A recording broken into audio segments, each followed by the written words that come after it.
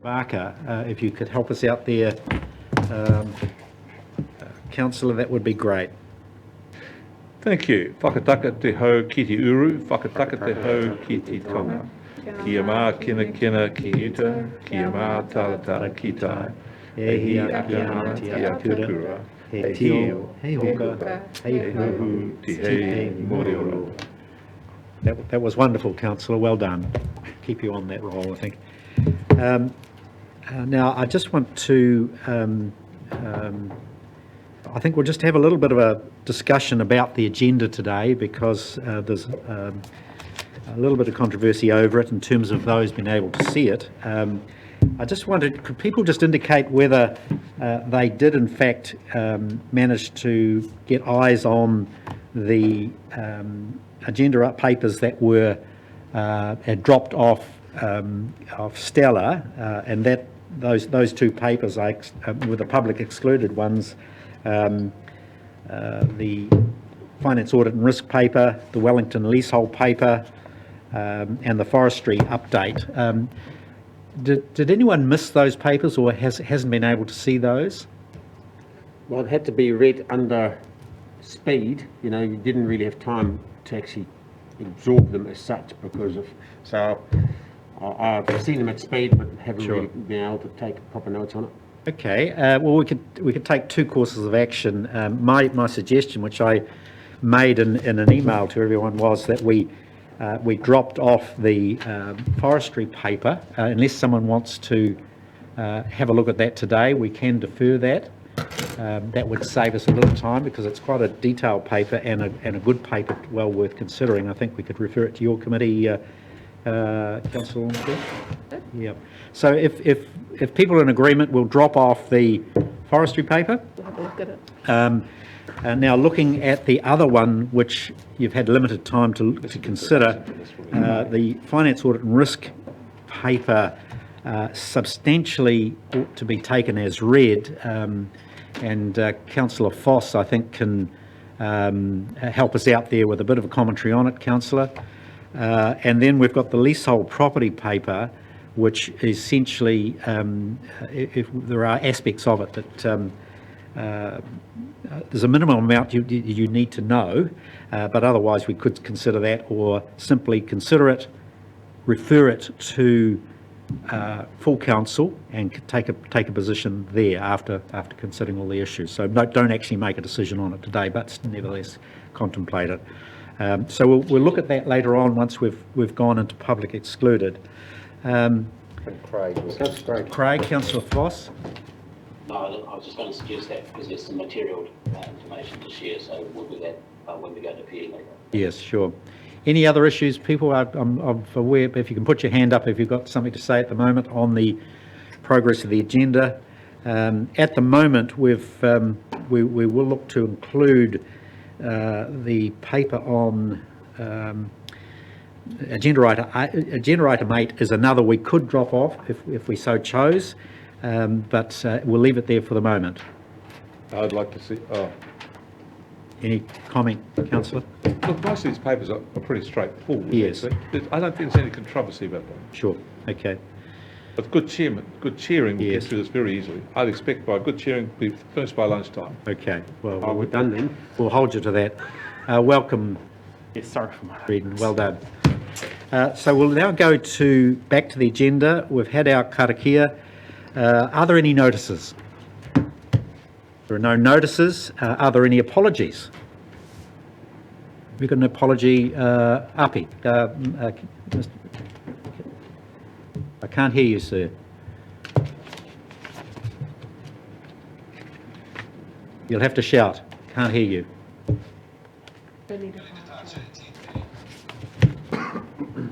I'm at 10:30. You're leaving at 10:30?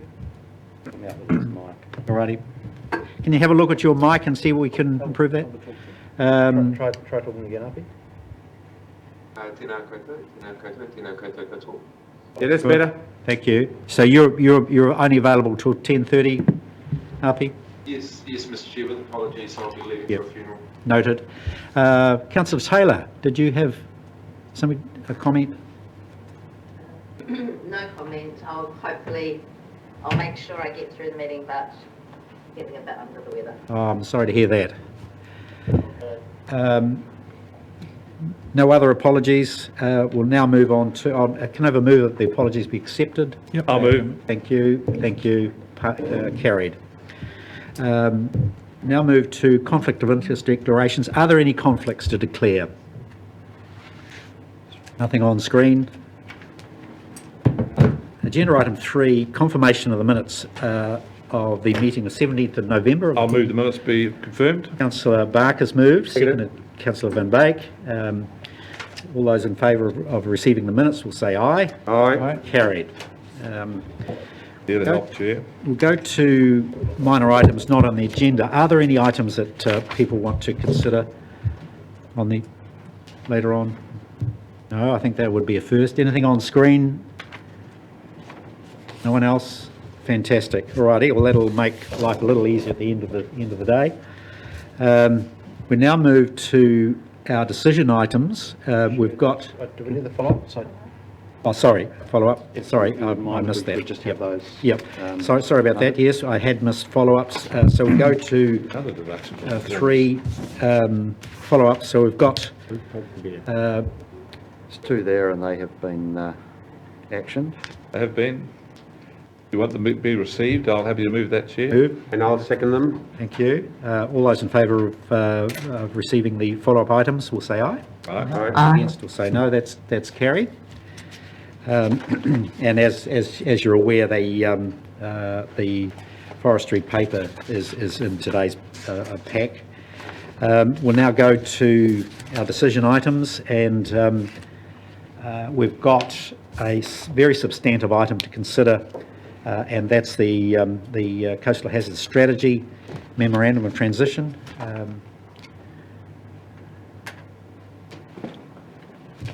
Taking us through this. Chris, you're taking us through? Yes, thank you, Are Chair. you doing a presentation? What's your plan? So no, there's no presentation. I'm going to have a very brief introduction. So this is about a decision around the Memorandum of Transition for our coastal strategy. So as you recall, we've been working on this strategy with Napier and Hastings since 2014, and the time has come for some decisions around some leadership on the execution of all aspects of the strategy. So I'm not going to go over everything in detail. We've had 5 or 6 papers on all aspects over the last 9 months. And so really I'm taking the paper as read, and Simon and myself are here to answer any questions. Just one key point is in terms of the gateways through to potentially the Regional Council delivering a service. We're at the second gateway. The first gateway was the approval in principle of Raynor Ash's recommendation, so we've taken that on board. We're at the second gateway now, which is the Memorandum of Transition, which will lead into a Section 16 process. The next gateway is actually a decision around that Section 16 process, which is a consultative process with the community, and then the final gateway is the next LTP. So I just wanted to make everyone aware that's where we are in terms of our decision making and gateways. So it was really to hand over to the table for discussion around the recommendation. There's a bunch of attachments which you've seen before, and Simon and I are available to answer any questions or queries you may have. Thank you, Chris. The ground is pretty well trodden, as you'll know. Have you got any comments at this point, Councillor Van Beek? No, not really. I think we've, as you said, it's well trodden. We're well aware of what has gone before and how much work has gone into it. Also, that Napier and Hastings actually have agreed, and that's noted via the minutes. So it's just a matter of us as a council making the decision going forward. Mm-hmm. Any other comments? Anyone on screen want to comment at this point or raise a quick question? Councillor Foss. Thanks, Chair. Thanks, Chris and Yurif. Chris, could you just bring our attention to the changes in the MOU there? You'll be aware that I've been particularly interested in the liability contingent or otherwise, deliberate or otherwise, Yep. that potentially the regional council could take on. I see the changes in 7.1 and 7.11. There was another one up there in the agreement itself. Can you just point us to the various bits to help keep me happy in that sense, and my colleagues, because it was an item of pretty strong interest. Yep. So there should be track changes in the attachment. I'm just trying to find it here. Yeah, there are. 7.1 is the big one. Got it here, Chris, if I can pass you this.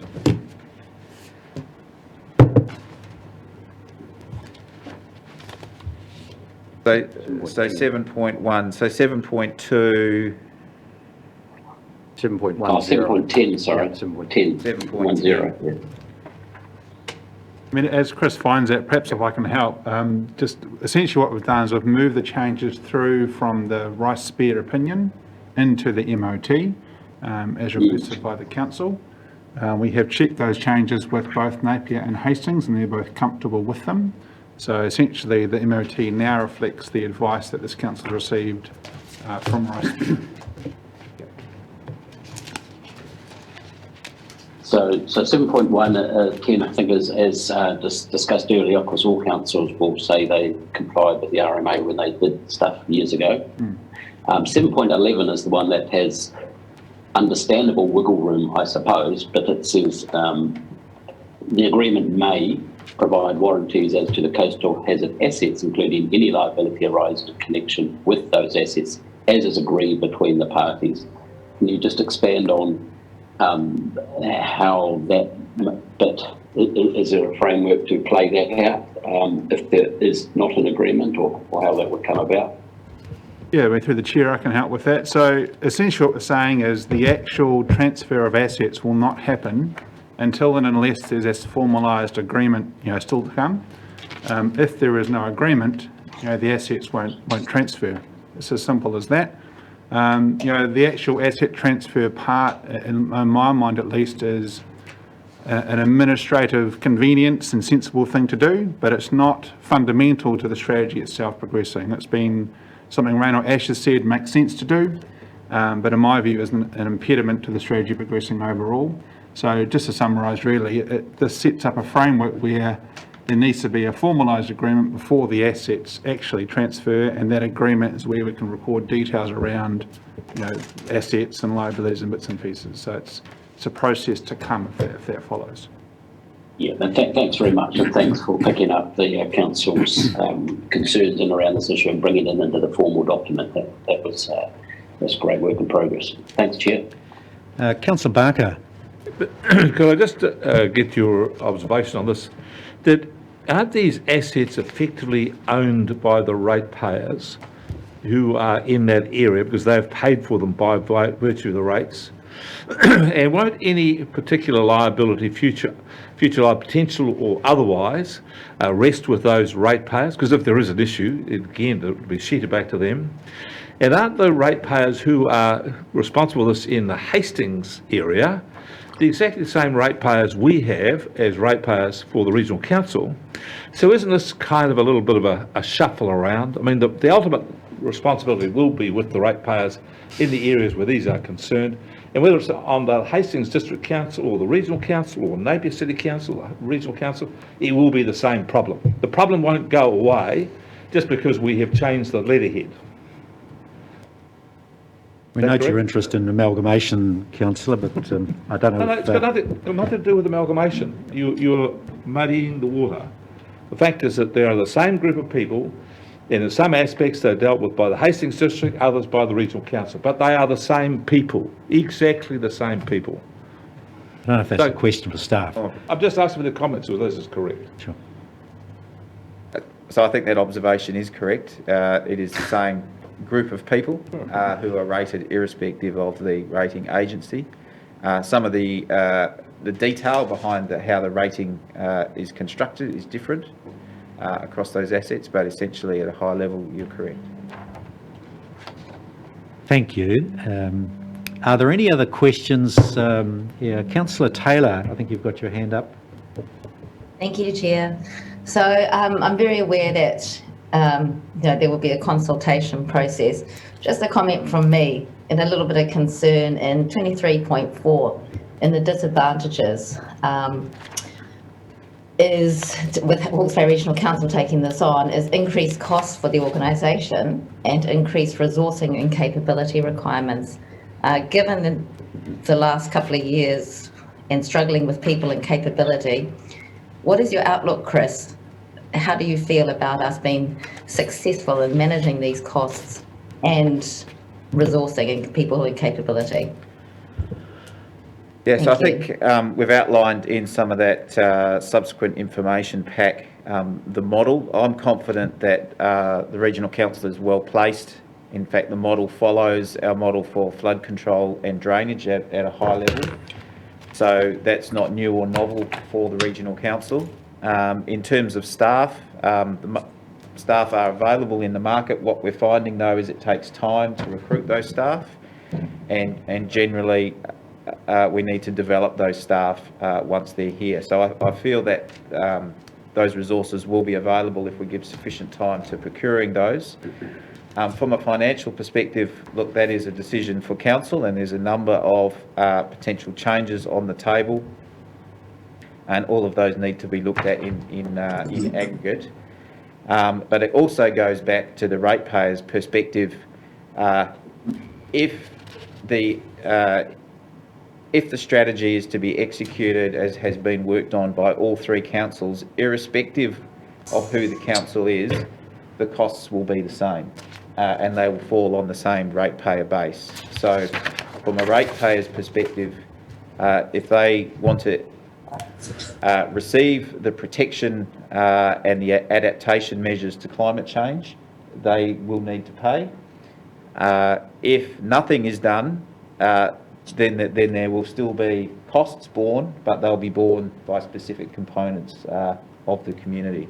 So there's no option actually where there's no cost.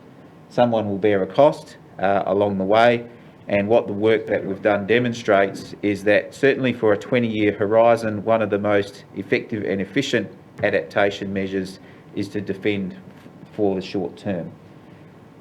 So I'm quite confident that's the right outcome. And it's then we get back to the question I guess we've been discussing for over 3 years around who should pay from a council perspective, and that's where we brought Rain or Asher in to actually talk to all councils, consider the laws, and you'll recall that the various local government acts and provisions don't actually specify who should be responsible for this particular activity, and that was the circuit breaker that Rain or Asher provided. So I think we can resource the activity. I don't think it's not particularly novel or anything in its setup, and it's well understood within the Regional Council, and we have existing specialist resources already around our coastal resources. So I'm confident that we will do a good job, but ultimately it's a decision for Council. Thank you. Great. Thank you, Chris. Just, I do want to follow up myself, Chris. Firstly, I need to correct an assumption that all ratepayers will pay no matter who does it. If the work is done, for example, by the Hastings District Council, then that burden would fall in Hastings District, wouldn't it? That is correct. What I meant by that answer is there is interventions in both Napier and Hastings, so in aggregate, they would both be contributing. Just for the purpose of accuracy, they wouldn't. The people of Central Hawke's Bay or Wairau would not be up, or Napier wouldn't be up for the general rate component, would they? That would be met by Hastings. If we status quo applied, the assumption that the ratepayer is a ratepayer and they'll pay is not quite correct, because if it's falling within the Hastings District ratepayers pay, but not Napier, Central Hawke's Bay or Wairau. Is that a correct? So that is correct. If we look at it from a cell-by-cell perspective, that's right. That is correct. Yeah, okay. The follow-on question in regard to Councillor Taylor's question is our ability to deliver, so the consequences for the Regional Council. And I note in today's papers in terms of the financials that we're substantially underspent operationally, and particularly in the works area. And CapEx is down 11 million. We're down 5 million in operational. I am concerned and would like your answer as to the potential impacts of embarking down this direction on when we've got in the face of those sorts of challenges. So I'd say in terms of the current financial position of our existing activities, there's a number of elements there. So if we first draw to capital, so we had overnight the injection of $30 million worth of capital to spend over 3 years, and that was profiled as a linear spend. And we've geared up.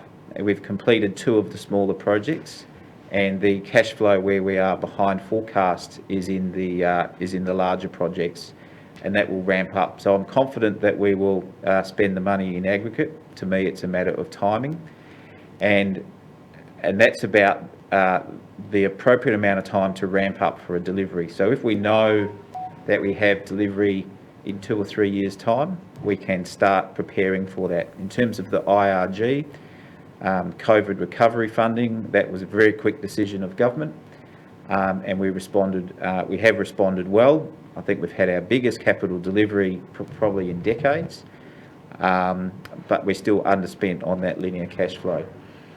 If we look to our operating budget, we've just taken on a brand new financial system, and that's requiring us to repopulate a lot of that information. So some of the underspend is around profiling and the seasonal nature of our work, because the system was populated with a linear profile for many of our activities. And we've also had the impact of COVID, which makes the outdoor workforce a little bit more challenging.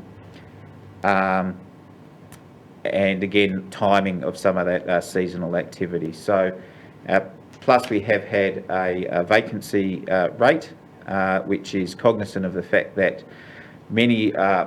much of our recruitment, or some of our recruitment, is from overseas, and we've simply been unable to recruit in that particular pool. So recruitment has been challenging over the last 2 years. But as I said before, we generally do find the resources that we need, but it does take us a longer period of time compared to perhaps a few years ago. On that basis, is there scope, do you think, to push out some of the expenditure and projects based on our current knowledge? So are you talking about these particular projects? Well, we've already got a whole work program. We're looking to add 15 million of CapEx to it. Yeah. We've got problems here. Yep. You're saying we can deliver that? With the ramp up, with the knowledge that we need to do something and the time to ramp up, what's challenging is an instantaneous or short decision. So what we do know with our large IRG program, that will come to an end in 2 years, because that's when the funding agreements stop. And so we would then have created a capability that would then probably leave the organisation if we didn't have sufficient capital. This particular program would not be constructing anything until at least into the next LTP cycle. So this isn't tomorrow or next year. Most of the construction would be 2025. So one of the scenarios is we could maintain our capital delivery capability that we've trained up through the IRG program, and we simply retain those resources for execution of the coastal program. What would be very undesirable is a lack of or a lot of noise in our capital program. So it's currently up, it goes back down to a low value for a couple of years. So we right-size the team to a small team, and then suddenly decide we want to spend $10 or $20 million and have to ramp up again. So the best solution is smoothing out our capital expenditure, and I believe this particular program is consistent in that we're not trying to do any of the capital interventions at the same time as our large IRG program. Right, thank you. We've got Councillor Williams. I think you've got your hand up there. Yeah, thank you, Chair. I have got Look, I'm supportive of the recommendations. I just wanted to road test two or three propositions in the paper and in the Memorandum of Transition. Firstly, if we look at the timeline on paragraph 41 of the paper, and I just clarify that the LTP amendments that we'd be looking at here under section 16 are not financial amendments as such. They are simply amendments to record that we are taking on this project or this endeavour. Is that correct? Yep, so I can confirm that the purpose of that section 16 is to take on the activity with all the financial analysis and change to be consulted through the following LTP. Great. It says just a little bit further down, Decision Gateway 3, and then it's got under August 22, that's August this year, consenting process commences for physical works. Which projects would we be commencing consenting processes for physical works over? Yeah, so what we mean by that is we would given a successful section 16 process where the regional council were to take on the activity, we would commence the background processes for consenting, and in fact we're already doing some of that through the coastal strategy by the ecology gap analysis that we've done has identified a number of gaps that we would expect we would need to close for a consenting application. So we'd simply be doing all of that background information, so there wasn't any further delay when it came to delivering capital, and would be in a strong position to apply for consent after the LTP decisions had been made around the speed and size of the program. Right, thank you. So these aren't sort of project-specific works, these are preparatory works so that we can hit the deck running. That's correct, yeah.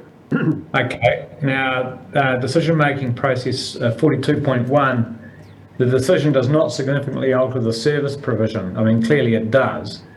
Does that, because we're going through a special consultative procedure, precisely because we're taking on a significant new enterprise, should I read that as meaning the decision doesn't alter any existing service provision? My understanding that is in relation to the decision we're asking of today, which is to accept the Memorandum of Transition, which will go into a section 16 process. So this paper in itself is not significantly altering the service provision. So that's my understanding of those paragraphs within the paper. All right, now just dealing with the Memorandum of Transition, just a couple of aspects there that I just wanted to understand. Picking up on, I think, Councillor Foster's question and the answer to that, my understanding was the transfer date would only be reached once we'd all progressed the detailed terms per the Rice-Craig advice from 7.2, so I was happy with that. But one of the subsequent aspects of the memorandum is just troubling me a little bit.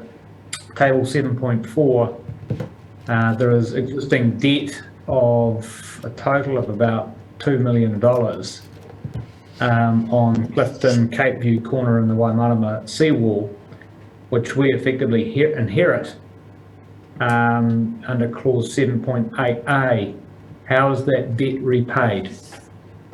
So the high level principle is it is neutral. So if we inherit any debt, we would also, there'd be a transfer of the relevant rate. Right, and is that what because that was my next question, is that what 7.7 means in terms of ensuring rate neutrality? Yes. Yep, so that is the intent, that it's for each asset, the whole package transfers, so that's both revenue and debt connected with that particular package. So for those packages and in the transitional phase, Hastings District would keep collecting the rate and pass it on so that we could retire the debt? So I think nothing would be active until the 1st of July of the next LTP period. So this is setting up for that transfer to occur. Okay. And we've just got to work through a bit of a detail of the interim period. Understand. Thank you. That's been very helpful. Thank you. Those are my questions, Mr. Chair. Thanks, Councillor Williams. Councillor Foss, you've got another question, a brief one?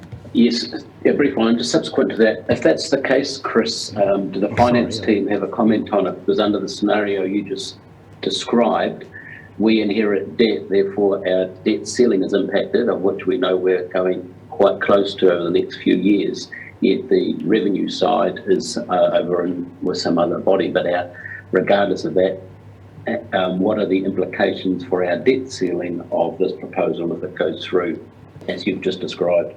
Yep. Perhaps I'll make a comment on that, Chair, if I may. So relative to the total debt forecast over the LTP period, this is relatively insignificant. I think Council recall that we were heading in the order of $120 million worth of debt, so a couple of $1 million is relatively minor in the scheme of things. Our debt ratios largely relate to our revenue as opposed to our asset base, and the revenue will be increasing as a consequence of taking on the rating burden as well. So it largely cancels itself out.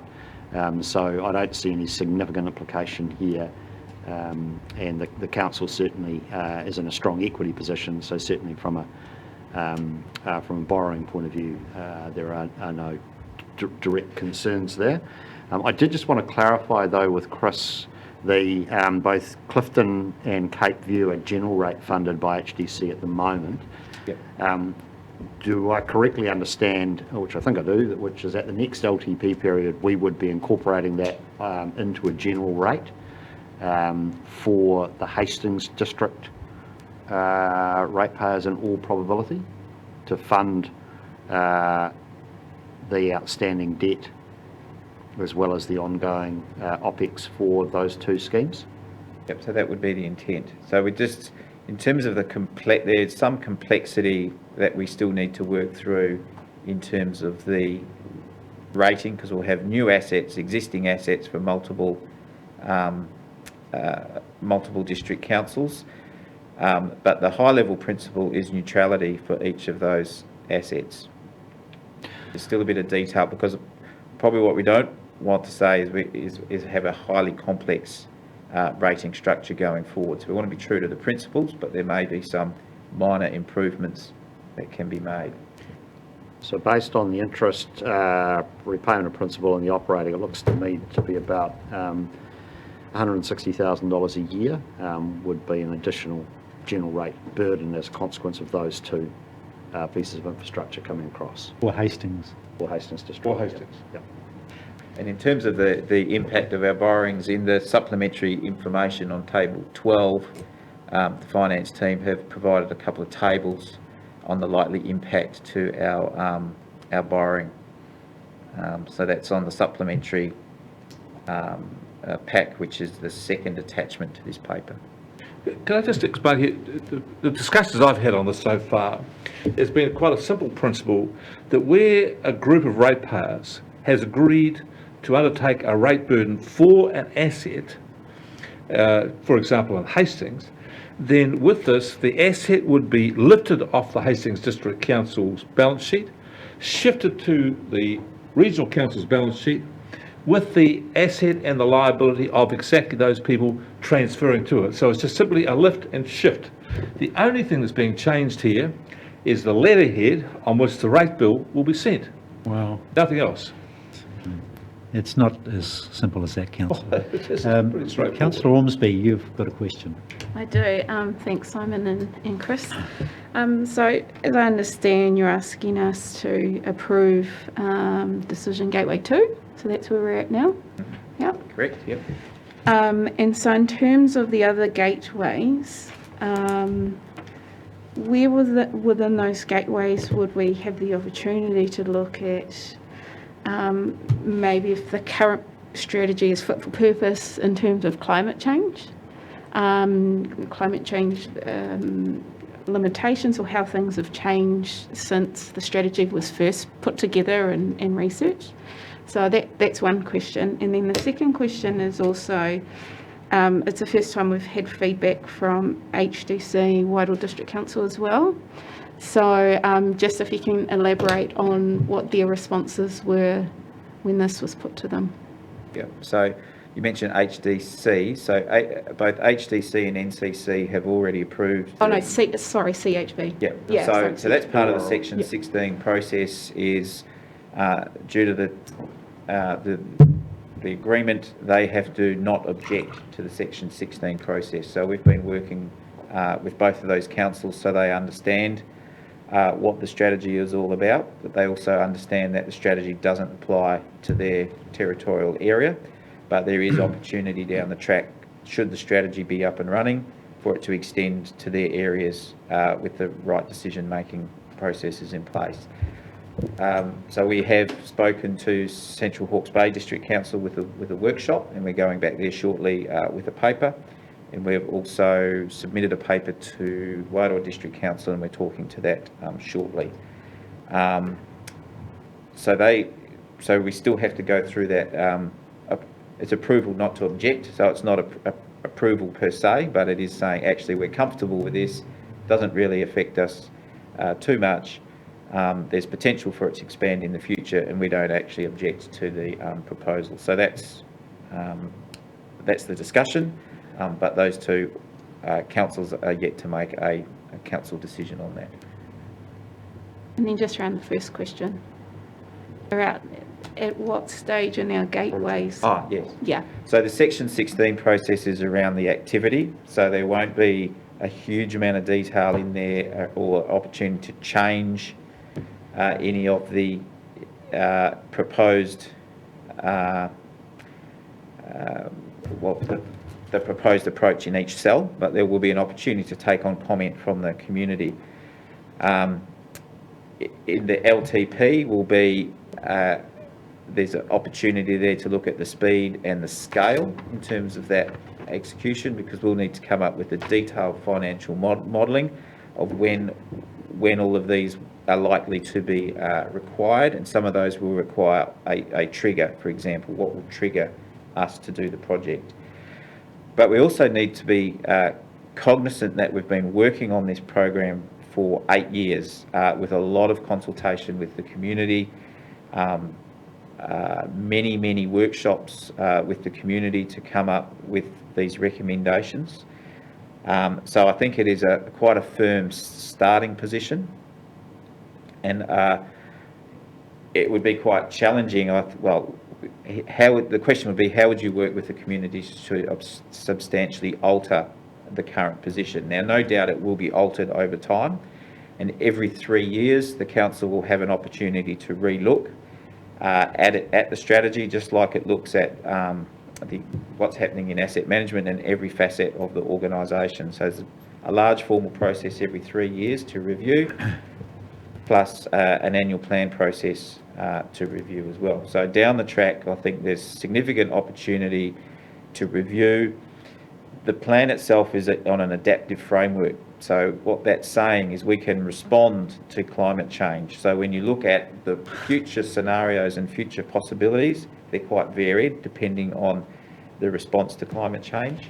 And so that's how the strategy has been developed. So quite rightly, every 3 years we'd be looking at the timing, adjusting, and we've also done some stress testing of the recommended pathways, and we've looked at the current IPCC information with respect to the current pathways, and they're reasonably robust. So the latest IPCC doesn't say we fundamentally got it wrong.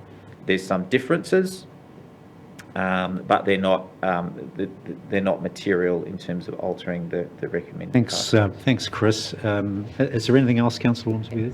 You're comfortable with that response? I think we've had quite a lengthy time on this, and you've got a question, I've just got Peter? one question, and it's just around it was topic 5, and it was just around the obligation of tangata whenua, and just in relations to the Fisheries Act and Te Mata Moe and customary fisheries, because I haven't seen them consulted in the report. Then obviously if they're rohi moana plans and you're going through the strategy but doesn't recognise in the report those plans that they've developed, but then under the RMA, there's obligation So I'm just making you aware. Yep. Because they're developing those plans currently. Yep. So would there be, where would be the opportunity for them to be engaged for those plans? I'll hand to Simon too. Yeah, through the chair, so we did have a mana whenua engagement, we do have a mana whenua engagement strategy we're working through right now. We have reached, I've forgotten the name of the organisation, sorry.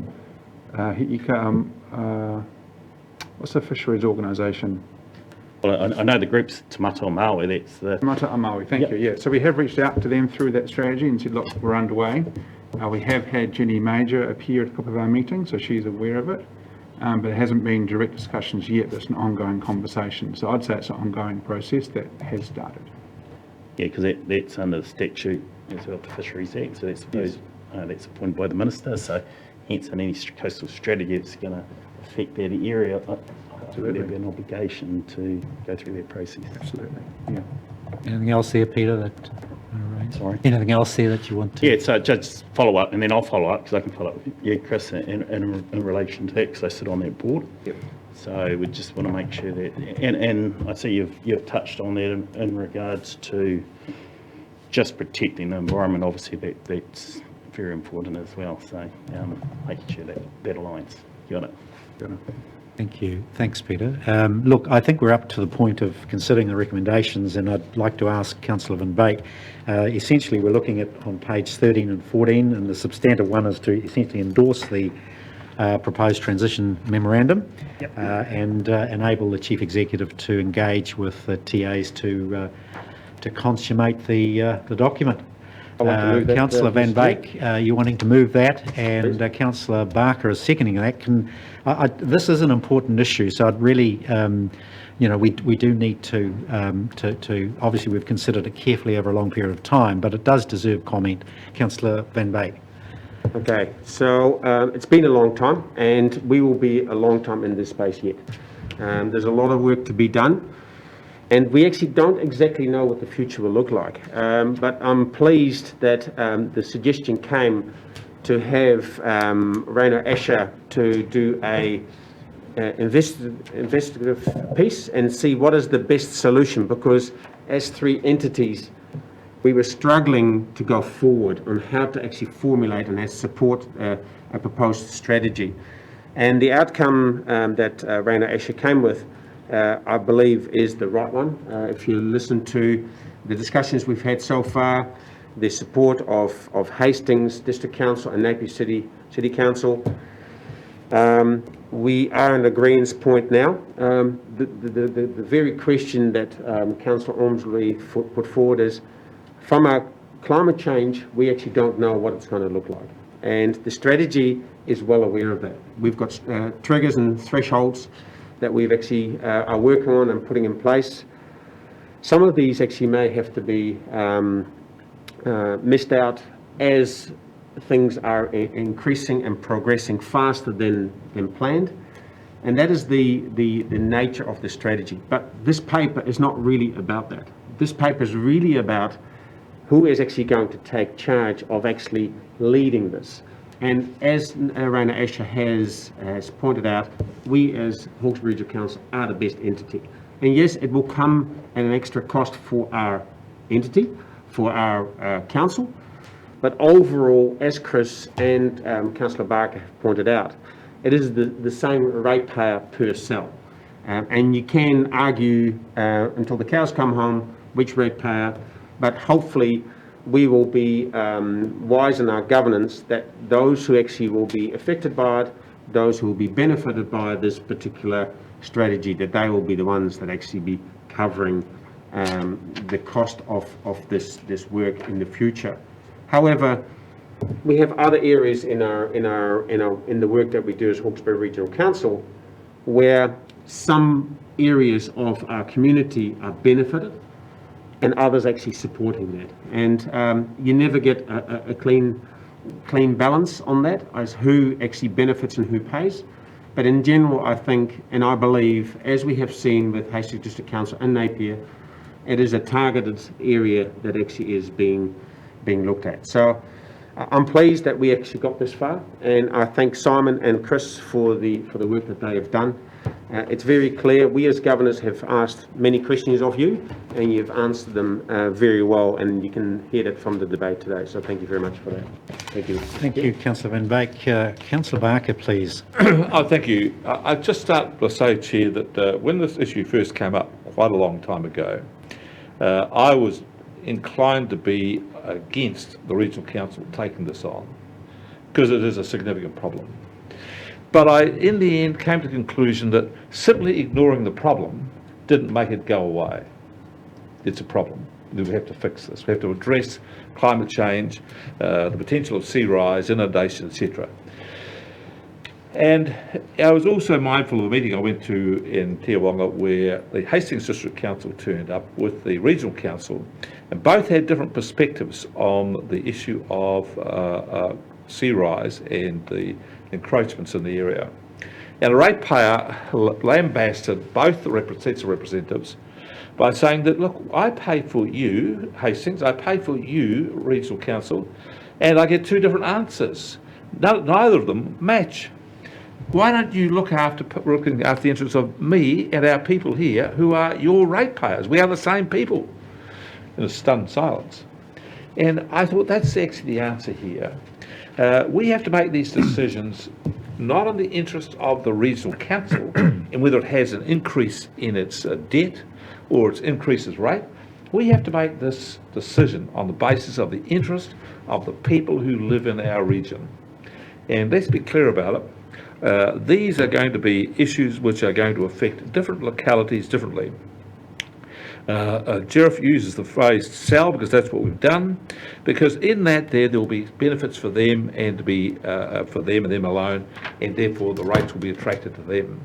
The amount that will be contributed by the general rate will be subject, of course, to consultation. This is going to have to be a very tough discussion. Who's going to pay for this? And in essence, this paper says, and all the other stuff is said, it will be those who benefit from this who will be responsible for it. And that's the right thing to do. But someone has to lead the decisions. We cannot have a bifurcated leadership, which we've had before, well, a trifurcated leadership. And interestingly, I was just recently on the west coast in Westport, who have suffered badly with some floods. And the Regional Council there has got a proposal for some seawalls. The Buller District Council has a different view. And the friends of mine who lived there were discussing, they were just mortified. They had two councils, well, two different views, and they couldn't get on and make a decision. When I talked to them about how we're going to have three councils amalgamate the decision-making process in Hawke's Bay into one, they were really impressed. That's what they want, as a single point in which the decisions go through, the consultation goes through, and we have a single plan, a single rate for it. This is a remarkable piece of work. This will future-proof this region. I think this is great work. I commend everybody who's been involved in it. Jeff, for your leadership on this. I think Ash's report is one of the best I've read on this work. Cut through all of the issues for us. And there's been issues about liabilities and so on. Well, we've got a legal opinion which says that there's no liability resting with us. The government's made an announcement about making changes to this, again, to rest liabilities off councils. If we worry about the liabilities, we will do nothing. This is a pressing issue we need to get on with for the interest of our ratepayers. I really support this. I think this is one of the best pieces of work we've done for a long time. Thank you, Councillor Barker. I'll continue on the right, and then we'll go to the left and then the centre. So we'll take Councillor Ormsby. Hey, I understand how significant of a decision this is. It's a big step forward for us, but I'm very happy to support it, being a joint committee member myself. I also think that we're going to have an interesting time through public consultation, which I look forward to, because I think in the end we do have that responsibility to listen to how the public view this, what they see as fair, and whether or not we should be the best organisation to take this job on, which I think we should. I think it's our responsibility, and I happily support what's recommended in the paper. Kia ora. Thank you, Councillor. Councillor Foley. Thank you, Chair. Probably couldn't have said it much better than Councillor Ormsby there, but it makes sense, certainly makes sense, the strategy to join the three councils into one entity in this situation to to deliver this service, this program of work. But once we get past that, we do need to bear in mind that, we are responsible for this organisation, and I think Councillor Taylor was right to point out the disadvantages, which are the increased cost, the increased resourcing and capability. We continue to come here and have new things put in front of us all the time, and the organisation continues to grow, and that can become a risk, and we are seeing that with the ability to deliver with things such as COVID that's impacting us on it at the moment. So look, like Councillor Ormsby, I'm really looking forward to the consultation process, a really, really important part of the process to listen to our people and hear, are they on board with this? Are they happy to carry on? So looking forward to that. Thank you, Chair. Thank you, Councillor Foley. Councillor Williams, and anyone else want to put their hand up so we can take them after that? Councillor Williams. Yeah, thank you, Chair. Look, I'm fully supportive as well, but I just want to ensure that everyone's quite clear the huge scale of this undertaking, and do not underestimate it. We're looking at an unprecedented level of project consenting and delivery, matching probably the establishment of the stock banks decades ago. So, we've struggled as a council to consent the dredging of the Clyde River. Consenting is not easy. This is, as I say, at a scale and of a nature that we haven't seen before, and in taking that on, we need to be fully cognisant of that. I have raised in the past concerns about lines of demarcation. I am very strong that we need, in the view that we need to give asset management a free hand to make decisions about which projects to progress. We need to pay due deference and respect to the very significant consultation process that has preceded all of this, and that's the Clifton to Tungoyo strategy, which is world leading in the manner of engagement with communities, with engineers, coastal scientists, and all of the work that's got to the point where we're in a position now to adopt that project through our long-term plan in principle. But we must not, for whatever philosophical reasons we've got, or whatever concerns about the cataclysmic scale of climate change ahead of us, stop this thing in its tracks by not enabling asset management to test specific proposals through the resource management system. It will be the job of future hearing panels and possibly the Environment Court to decide what the singular and cumulative impacts of these projects are, not us. I don't think that is understood around the council table at the moment. And if and when projects are consented, and they may fail, if the New Zealand Coastal Policy Statement stays as it is, they probably will fail.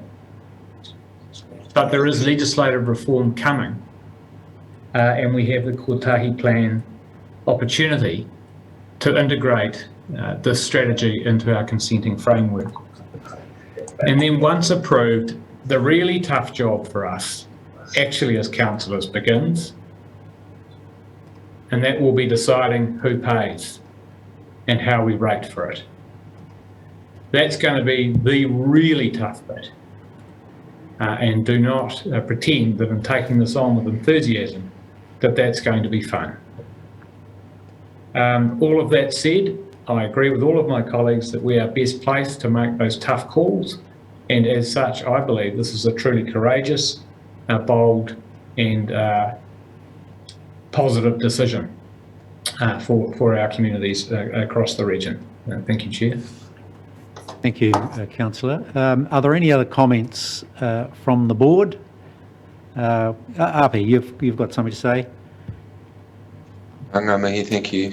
Through you, Mr. Chair. So I just want to reiterate the comments that have been passed by previous members of the committee, and only to add that it's encouraging, one, that HBRC are recognising another opportunity to demonstrate leadership across regional issues, but secondly, that the other authorities involved in this discussion also recognise that value, and as a consequence, after asking questions, they've been able to come to the same resolution that this is the natural progression forward for us as a region. And so just acknowledging the leading of this council, the work of our staff, and the collaboration between the various councils and mana whenua in these takiwā. Kia ora. Kia ora. Thank you, P. Any other comments? I've got a comment, but I'll wait for everyone else to have a view.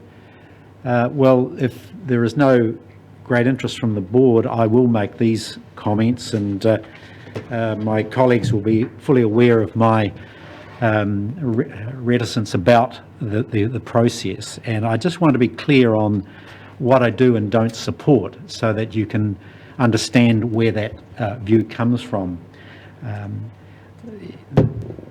I have no difficulty at all with the Regional Council taking responsibility for managing the entire process. I do think and do believe that the best placement of these particular projects sits with us.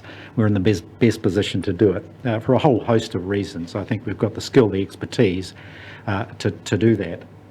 Where I differ from my colleagues is the process we've engaged in to get to this point of committing, and that's what we're doing. We're committing to, in the first instance, $15 million of capital expenditure to build hard engineering solutions on the coast, either to maintain those that are already there or to build new ones. And colleagues, that intrigues me that we would do that. It's a departure from the position that the council held no further than 5 years back, which was in opposition to hard engineering solution, and I still believe underneath it is. It's in opposition to our scientists' position of the impacts, the environmental impacts that such hard engineering solutions have on the coastal marine environment. It's contrary to our own coastal policy. It's contrary to the national policy statement on coastal marine environments, and yet here we are wanting to go down the road to invest in it. And what we've had is an assumption that the Regional Council taking responsibility for this, we would essentially start with a clean sheet of paper, that the council would put its lens on this and we'd end up in the best place possible. And that's a compelling argument. The reality is, we're carrying forward the inheritance of 8 or so years of participation in a collaborative, and yes, it had much to laud it. It was a good process. However, my view is that the council has acquiesced, it has compromised its position, and we've ended up in agreement now to go down this road. When we come to the issue of climate change, I was driving the coast this morning, and I looked out to sea, and the last few days have been particularly easterly conditions applying, and we've had the sea roaring and booming in, and we're wanting to spend $15 million to try and stop it. I just find that extraordinary. In this time of climate change, it can only get worse. So in the last few days, we've had our community not willing to have increased fossil fuel prices. We've had the government step in and reduce the cost of those because we just don't want to pay the price of climate change.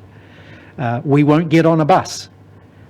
We won't change the things we do in the face of a climate catastrophe. And this is just another example of it, where we're quite happy to invest in hard engineering solutions when the obvious is in front of us, where the very obvious sea rise is occurring, and this is what we're going to do. So yet another example, we won't travel at 80k an hour, we want to travel at 100k. We don't want to put expensive fuel in our car and reduce our emissions. No, we don't want to do that. So once again, we wanted to go down this road. The other aspect that I want to express to you as to why I am not in favour of this course of action is that the impacts on the organisation. And I am concerned at the very optimistic analysis and assessment of the impacts on the Regional Council by undertaking this work. We've got a paper later in the day which will clearly show we are struggling to deliver the things we said we would deliver. We're well behind on our OPEX. We're $1 million in the hole in terms of our CapEx expenditure, and here we are looking to take on that responsibility. At the very least, I would suggest that we look to somehow defer or push out the expenditure in this area so that we can cope with what we've got. So all in all, I'd like just to say to you that while appreciating and accepting the leadership role we can take, the unfortunate aspect of this is the commitment and compromise we're needing to make because the road is set, the undertakings are clear, the stakeholders are expecting us to deliver a hard engineering solution when the obvious solution is managed retreat. And that's what our policy says, that's what the national policy statement says, and yet we're contrary to that. Look, I'll just be that lone voice on this occasion, but at least you've had one voice expressing those concerns. So we've got a recommendation. Would you like to sum up, Councillor Van Beek?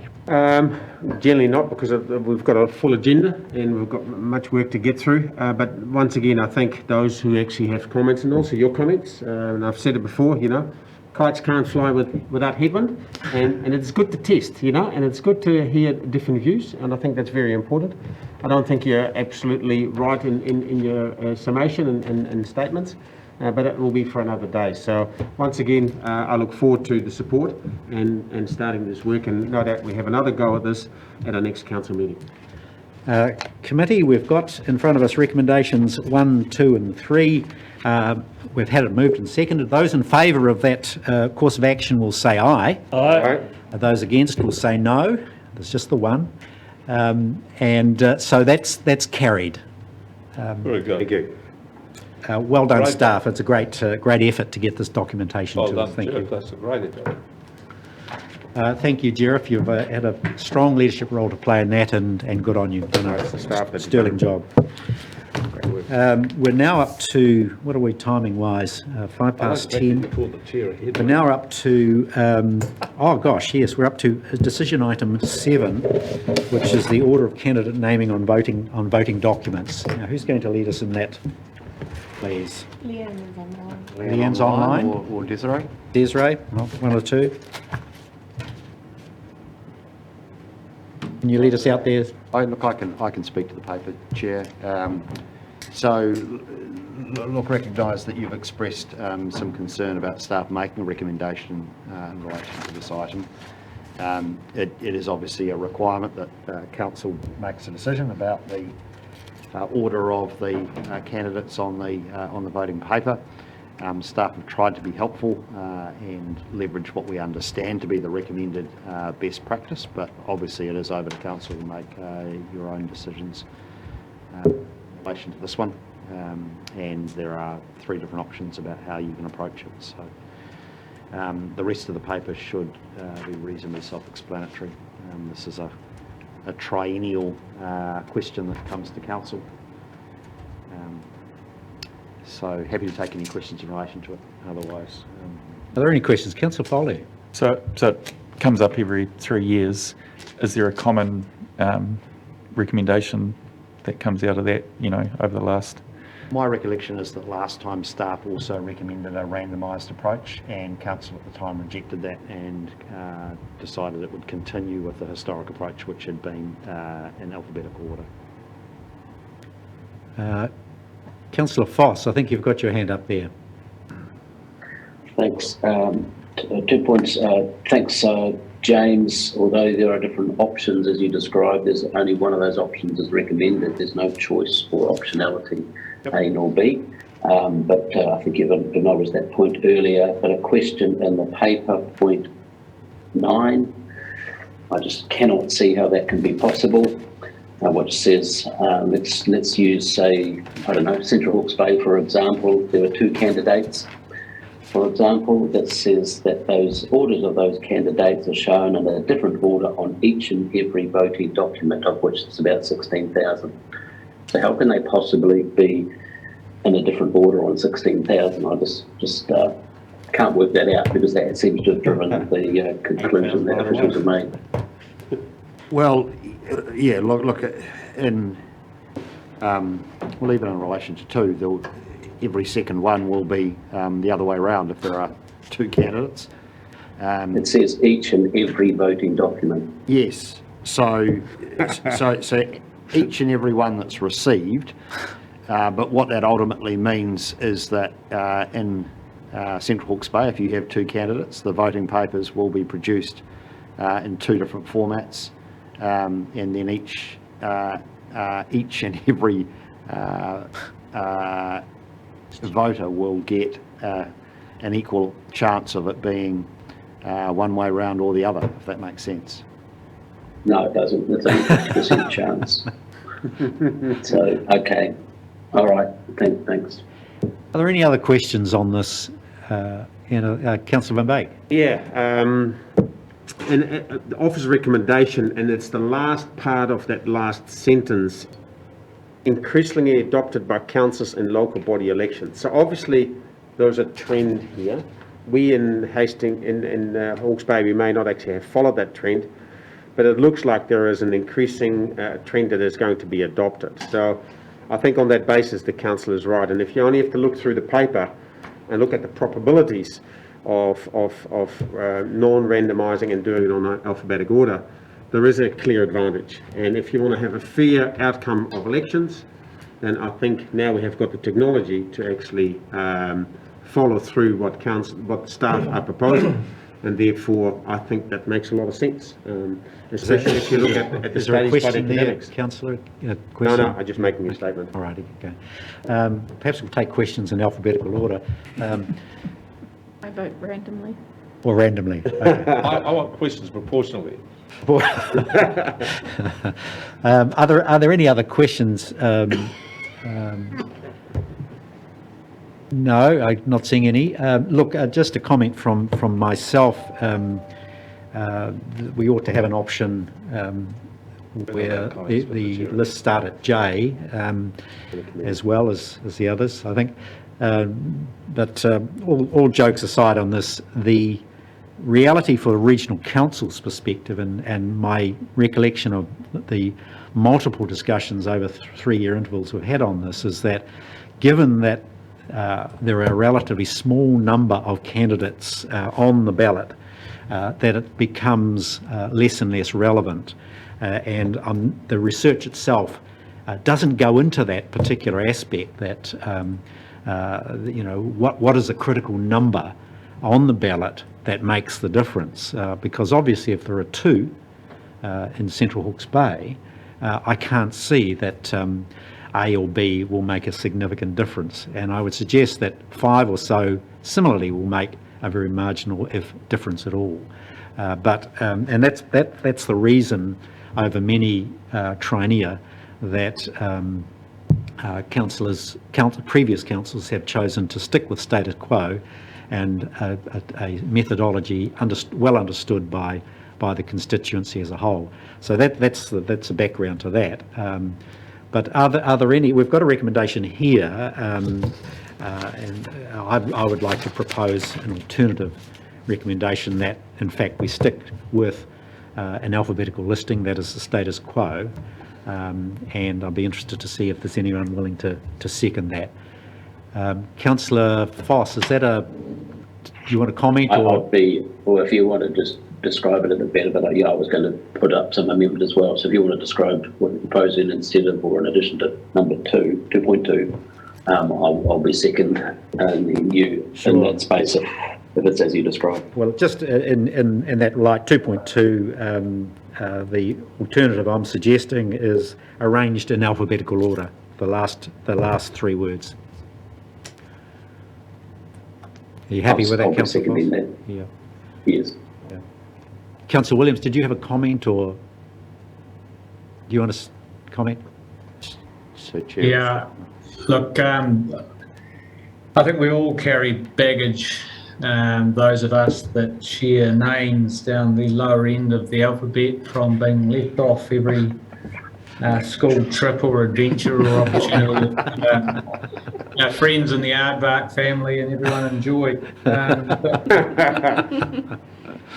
In all seriousness, though, I do think when you look at the research here, there's a reason why every other council, including the TAs of Hastings and Napier and Central Hawke's Bay, have gone with the random, and that's because it's fairer.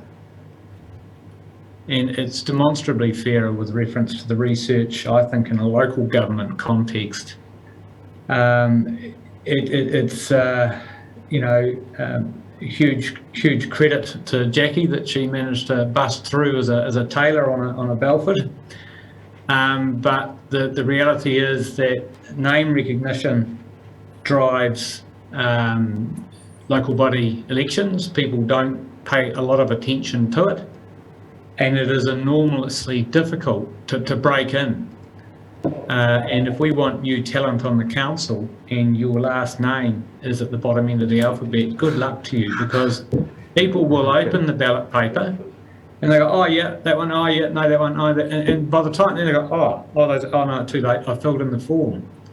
And that's literally what's happened. So the well-recognised names for people whose names begin with surnames less than the letter N, I think there is a distinct disadvantage, a distinct advantage for such folk, and that is evidenced at 14.1, that the recognition, where there's high name recognition, that the advantage on alphabetical is even stronger. And if you look at 14.3, where you don't have a great deal of understanding within the electorate of the candidates and their backgrounds and their, I guess, and that's the case with local government, perhaps, as opposed to central government. It is, I think, a distinct disadvantage to have, just by pure fate of what family or whānau you were born into, a lesser ability to come and represent your community. So I think we should be following the advice of the officers. I think we should be following the research, and I think we should be doing what's fair.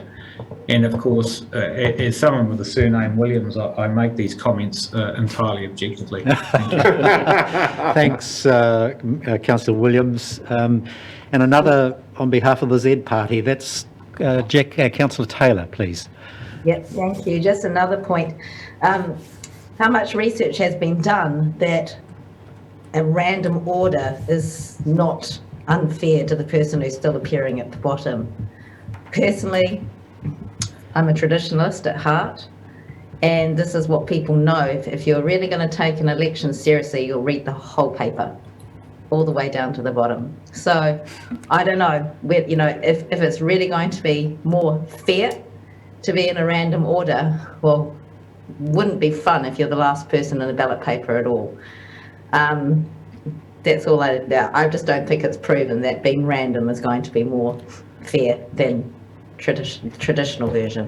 Mr. Chair, though, can I just get a clarification question?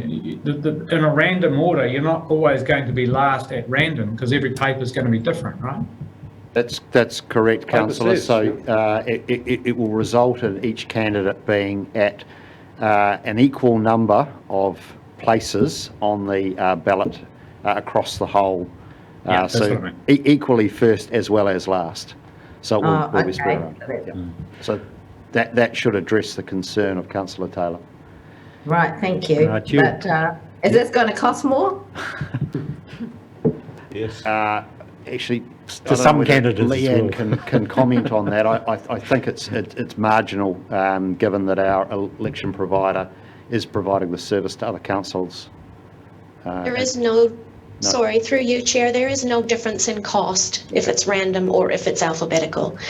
And I can answer your question, Jackie. If it was pseudo-random, there is a chance, well, someone will be at the bottom of all of the papers, because in that case you pull the names out of a hat, and whatever order they come out in, that's the order that appears on all of the voting papers.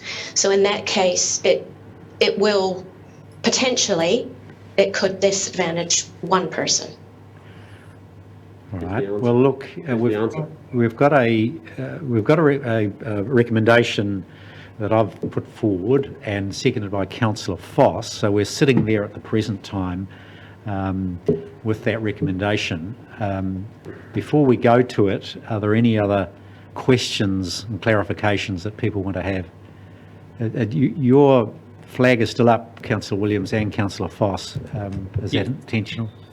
Yes, it is. For my part, I'm just now confused between the advice from Leanne and from James. I think, Leanne, you just said if it's pseudo-random. I thought from James it would be fully random, where there would be an equal number of places that my name or anyone else's name appeared bottom, middle or top. Not that, so what is it? Which option are we talking about here? So yes, in the fully random, there's equal, you can be anywhere on any voting paper. It's only in the pseudo-random that the random order is determined by a draw. But we're not proposing pseudo-random here, we're proposing fully random. No, I was just explaining the difference between the three options. So yes, the staff recommendation is fully random as per the paper, but of course the chair has moved a different motion, and therefore there will need to be an amendment to that motion promoted by a member of the committee if that's to be considered. Well, I don't think that's quite right, James. I think the thing is that having moved a motion such as this, with two clear choices, the first motion needs to go to the meeting and be tested, and if it succeeds, that's the majority will of council. If it fails, well then you'll have to come back and have Another motion. We could do it that way as well. That's the only way to do it. Mm-hmm. You can't, where there's two competing ideas, you have to put it up one and succeed or fail. You can't have them spliced together. We would normally have an amendment to the motion moved if there was a... But What kind of amendment would you make? Well, just to clarify complete things. contradiction to the other. Just to clarify things, what we've got is a paper with a recommendation on it, but that is not the recommendation until it's moved. Correct. So I've moved a recommendation, which ends the same as 2.2, but ends instead of in random order, in alphabetical order. So with the one word change being alphabetical substituting for a random. So that's the recommendation which I moved and Councillor Foss seconded it. So we've got that on the table now. And I think we can safely move to consider that recommendation. We'd just like to make one more statement. Councillor Van Dyke. Leanne said it before, it's pseudo-random. She said definitely one candidate will be disadvantaged because they'll be on every single paper on the bottom. She said it there in words. Yes. As Martin has said, Sure. it's not fair to do it alphabetically because there'll be somebody on the bottom, Sure. always. Yep. And with a V at the beginning of my name, I can see why that would be. Although Central Hawke's Bay, Wairoa and Ngorongoro, we are not as likely to have 8 or 10 candidates. That's right. Okay? That's right. But Hastings and Napier, I can see that will be the case. Well, it hasn't been And in I think the that past. would... Can I finish, please? Well, Can I finish? We're not in debate yet. Can I finish? No, you can't actually, because we're coming up to debate. So we gave the opportunity to Give me a comment, and I'm allowed to finish that comment, ain't I? well, finish. Okay, so I can see that in Napier and Hastings, where you have large numbers of candidates possible, that those with an alphabetic number lower on in the alphabet would be disadvantaged, as Leanne said. So I think I'll go with Councillor Williams. Fairness is what we should vote for. Okay, we hear you, but we're now moving to debate. Excuse me, Mr. Chair, I need to vote on. That's right. That's what we're doing now. So we're up to a recommendation in front of you. I've moved it and Councillor Foss has seconded it. I think I've said enough in consideration of it. Councillor Foss, do you want to comment? Thanks, Chair. Just quickly, let's just cut to the chase pretty quickly here. Just this thing about name recognition, and name recognition cuts both ways. If someone has been very disruptive in their community or on a council or wherever, no doubt they'll have name recognition, but that may not serve them well. It's not necessarily just a one-way street, that. And yes, jokes aside, those with name recognition have worked very hard in this sense within their communities and various government roles to get that name recognition. And so that can serve organisations well as well. I appreciate Martin's point about, new turnover, I guess, on the council, but noted we had 6 new councillors last term under surname. So look, it's an academic exercise almost. Just think about what happens at election time. Say a ratepayer in, say, Hastings will get Hastings papers, whatever form they are. They'll get our papers, and so what do people actually do to vote those 40% that actually are motivated to vote? They pick up the brochure with your 150 words, and they look at that and they read that, and yes, I know so and so, or I don't, and off they go and tick the balance. That's it. It's, all the research there's fine. There's bound to be research the other way. It's something which I think we just need to just make a call on and not spend a massive amount of our council time. So on that note, I'll just shut up right there, because our streams aren't getting any cleaner whilst we have these kind of discussions. Are there any other comments people want to make? Councillor Ormsby? Yeah, just one. Just strive. I just think in this agenda item discussion, just strive for what is fair, and if it doesn't cost us, doesn't hurt us at all, I think, we should always be striving for fair as much as possible. So that's my last comment. Yeah, that's a good comment. Anyone on Councillor Taylor? Yeah, another comment from me. Sounds like I'm all over the show, but once it has been clarified, Leanne, that this is not pseudo-random, then, and every time on every other ballot paper there's going to be a different order, then yes, it does seem very fair. Thank you. Any other comments? Councillor Barker? Just to say that I'm not going to vote on this. I have no interest in the upcoming election, so I'm going to abstain and leave you people who are probably going to run to make the decision for yourselves. But I would make a couple of points. I'll re-echo the point that Councillor Foss has made about name recognition. These are local elections, and if people have got a name and the name is recognised, it's for a reason. And it's either a reason which is positive or it's a reason which is negative. And I thought the last election we had in this council, there were 2 names on the ballot paper. One had name recognition, was first on the ballot paper. The other had less name recognition, was second on the ballot paper. Just ask yourself who won. So, I mean, it didn't alter the outcome as is proposed here, that one name was always at the bottom and therefore failed. The research that's been put up here is from the states. And if anybody knows stuff about the states, the ballot papers are enormously long. There are dozens and dozens of people. And so I just think the research is not as good, is not as powerful as it should be. The last point I make is that these are local elections, local people. If people are not known, they're not known for a reason. If people are known, they're known for reasons. And I've seen so many elections where people have complained that they have lost to a person who had name recognition, and they saw this as being unfair disadvantage to them. But the person had name recognition because they'd done a lot of work in the local community, and the local community knew them. So, anyway, I'll leave it over to you to choose what you want. Any other comments? Councillor Van Beek, did you want to comment now? Councillor Foley, no one else? Yeah. Well, look, I think we can become overly vexed by this. I just don't think it's mission critical for any of us or any candidates stepping forward.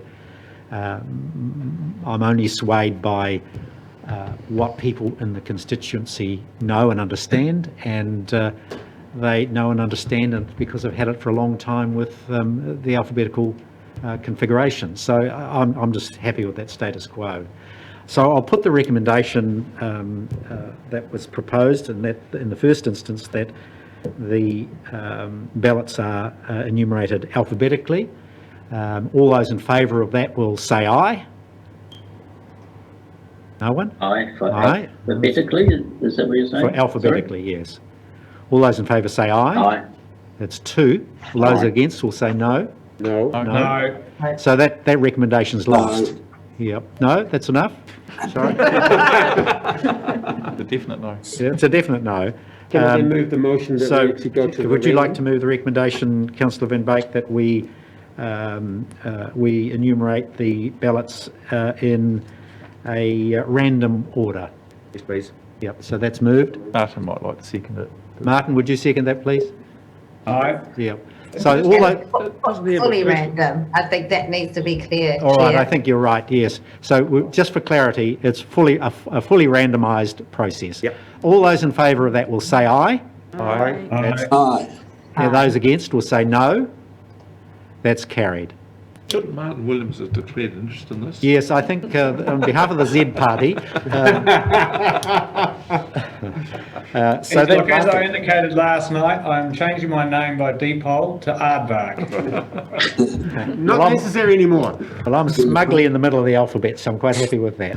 So, William Martin sounds good. let's move on. We're at 10:30. I think we'll look for a break at 11 o'clock. Is everyone happy with that scenario? So we're now up to, well, we've got the proposal for Regional Sector Council controlled organisation. I think we can get through that really quickly.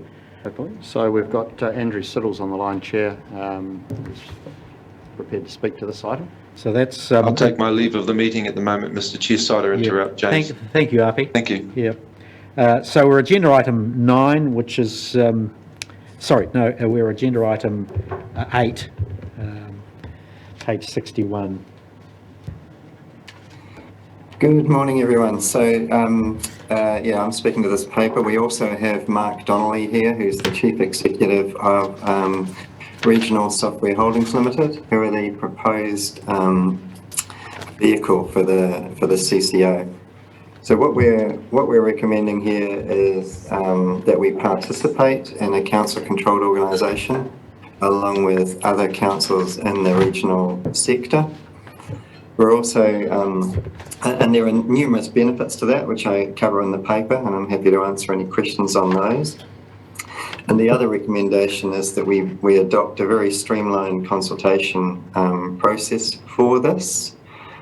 There's just one change in the paper. So point number 31, we are in the paper suggesting bringing the SOP back to council in March, but I think to give us more time to prepare and consider that paper, and yourselves more time to consider, it would be wiser to bring that back in April.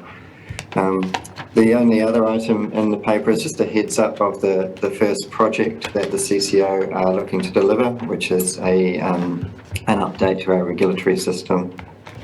So yeah, it's looking for approval to participate in the CCO and approval for the streamlined consultation process. Thank you for that. I'm proposing that we just pass on the presentation. I think it's pretty straightforward. Yes. And so thank you, Mark, for your attendance, but we might just skip over that at the moment, unless anyone is set on speaking to Martin about that, or any questions. Are there any questions on the paper or the presentation that you would have seen in your pack? Councillor Van Beek. Yeah, I've just got a question. Large conglomerates can at times be very overpowering. We see it, for instance, in the supermarket situation, the duopoly here in New Zealand. And by having a larger conglomerate like this, will that at times be overburdening to smaller service suppliers to our councils. And I'm also thinking about, do we actually give fair credence to cultural inclusion of those contractors who actually operate and work, normally have done work for us? They may not be able to actually meet certain financial standards or bottom lines, and therefore are excluded, although they actually completely encapsulate the culture inclusion that we as a council like to adhere to. Have you got an answer on that, please? I'm not sure I've got an answer on that. What I will mention is that the organisation is still not huge when we're looking at a number of councils. It's not the size of, you know, supermarkets. It's not a monopoly or a duopoly. But the engagement with suppliers, we could look at the procurement guidelines around that, and we could check to make sure that they are aligned with our philosophies and policies in that space. I could do some work having a look at that. But also, we are very limited in options to develop a system that is so specific to regional council functions, and there has been a very thorough process that RSH have gone through in selecting a supplier for us to partner with. So that's really all I can think of in response to that comment. Mark, do you have any additional thoughts? Thank you, Andrew, and kia ora, everybody. All I would say is that, RSHL, in its inception as a regional sector shared services organisation, will have a staff establishment of about 5 people. We're a small and humble organisation. I don't think anyone would ever consider us a conglomerate. And that's how you really want a shared services organisation to be. You want the overhead and the small part to be as small as possible, to make sure you're keeping your overheads down. So I don't think there's any risk that we'll be overpowering anybody. In fact, we work through collaboration for the most part, through bringing groups of people together to find the best outcome. All right, well, look, thank you. Is that sufficient for you, Councillor Van Beek? Yes, it is. Okay. Councillor Foss, is that a question from you? Yes, please. Chair, a couple of questions. If on the face of it, sounds pretty very sensible and all those things, particularly in hopefully all of the unitary/regional councils' time. If we were to choose to withdraw from it at some stage, how would that happen, or is that relatively easy if another council or future Hawke's Bay Council was to make that decision? And then a comment, James, if he's there, please, as to how will we know this is succeeding and the agenda and resources that you're applying to various regulatory work suddenly gets taken over and driven by, let's say, the head of this organisation, because it's a pretty scary organisation, network chart, and that attachment there. So it's a minor concern that our agenda gets consumed by the larger beast, or is that not a concern to have, James? Who's best to answer that? James, are you able to? Look, I think in terms of success, it's when the consortium or the collective, however you want to describe it, is delivering capability that we would otherwise struggle to develop ourselves, and services that we would struggle to develop ourselves. I was very conscious when this paper was being drafted that Council doesn't actually have a lot of visibility of the special interest group, and the chart that you refer to on page I think it was 75 of the council agenda, 71 of the council agenda, is a whole machinery of the regional sector that you don't get much visibility of. And Yes. each of those sector interest groups has a work program. And if, you know, I just picked on one, for example, let's just call it coastal management. What typically happens is that a council or a group of councils identify that we have some science to do in coastal management, and that might be looking at impacts of sediment on coastal, you know, marine ecosystems. And rather than each council in the country going and procuring their own separate piece of advice, we recognise that we've all got an interest in the same piece of research, and so we collectively fund it. The paper refers to between $2.5 and $3 million a year that is currently managed by RSHL or Rococo for the collective of all those SIGs. And while it sounds like a lot of money, if you divide it by the 16 regional unitary councils, with some councils paying more, and we're a mid-sized council, so we pay less than some, but more than others. It gives us real bang for buck in terms of procuring research and even things like recruitment campaigns. So the river sector interest group, the river manager sector interest group's been running a recruitment campaign in universities around river engineers, for example.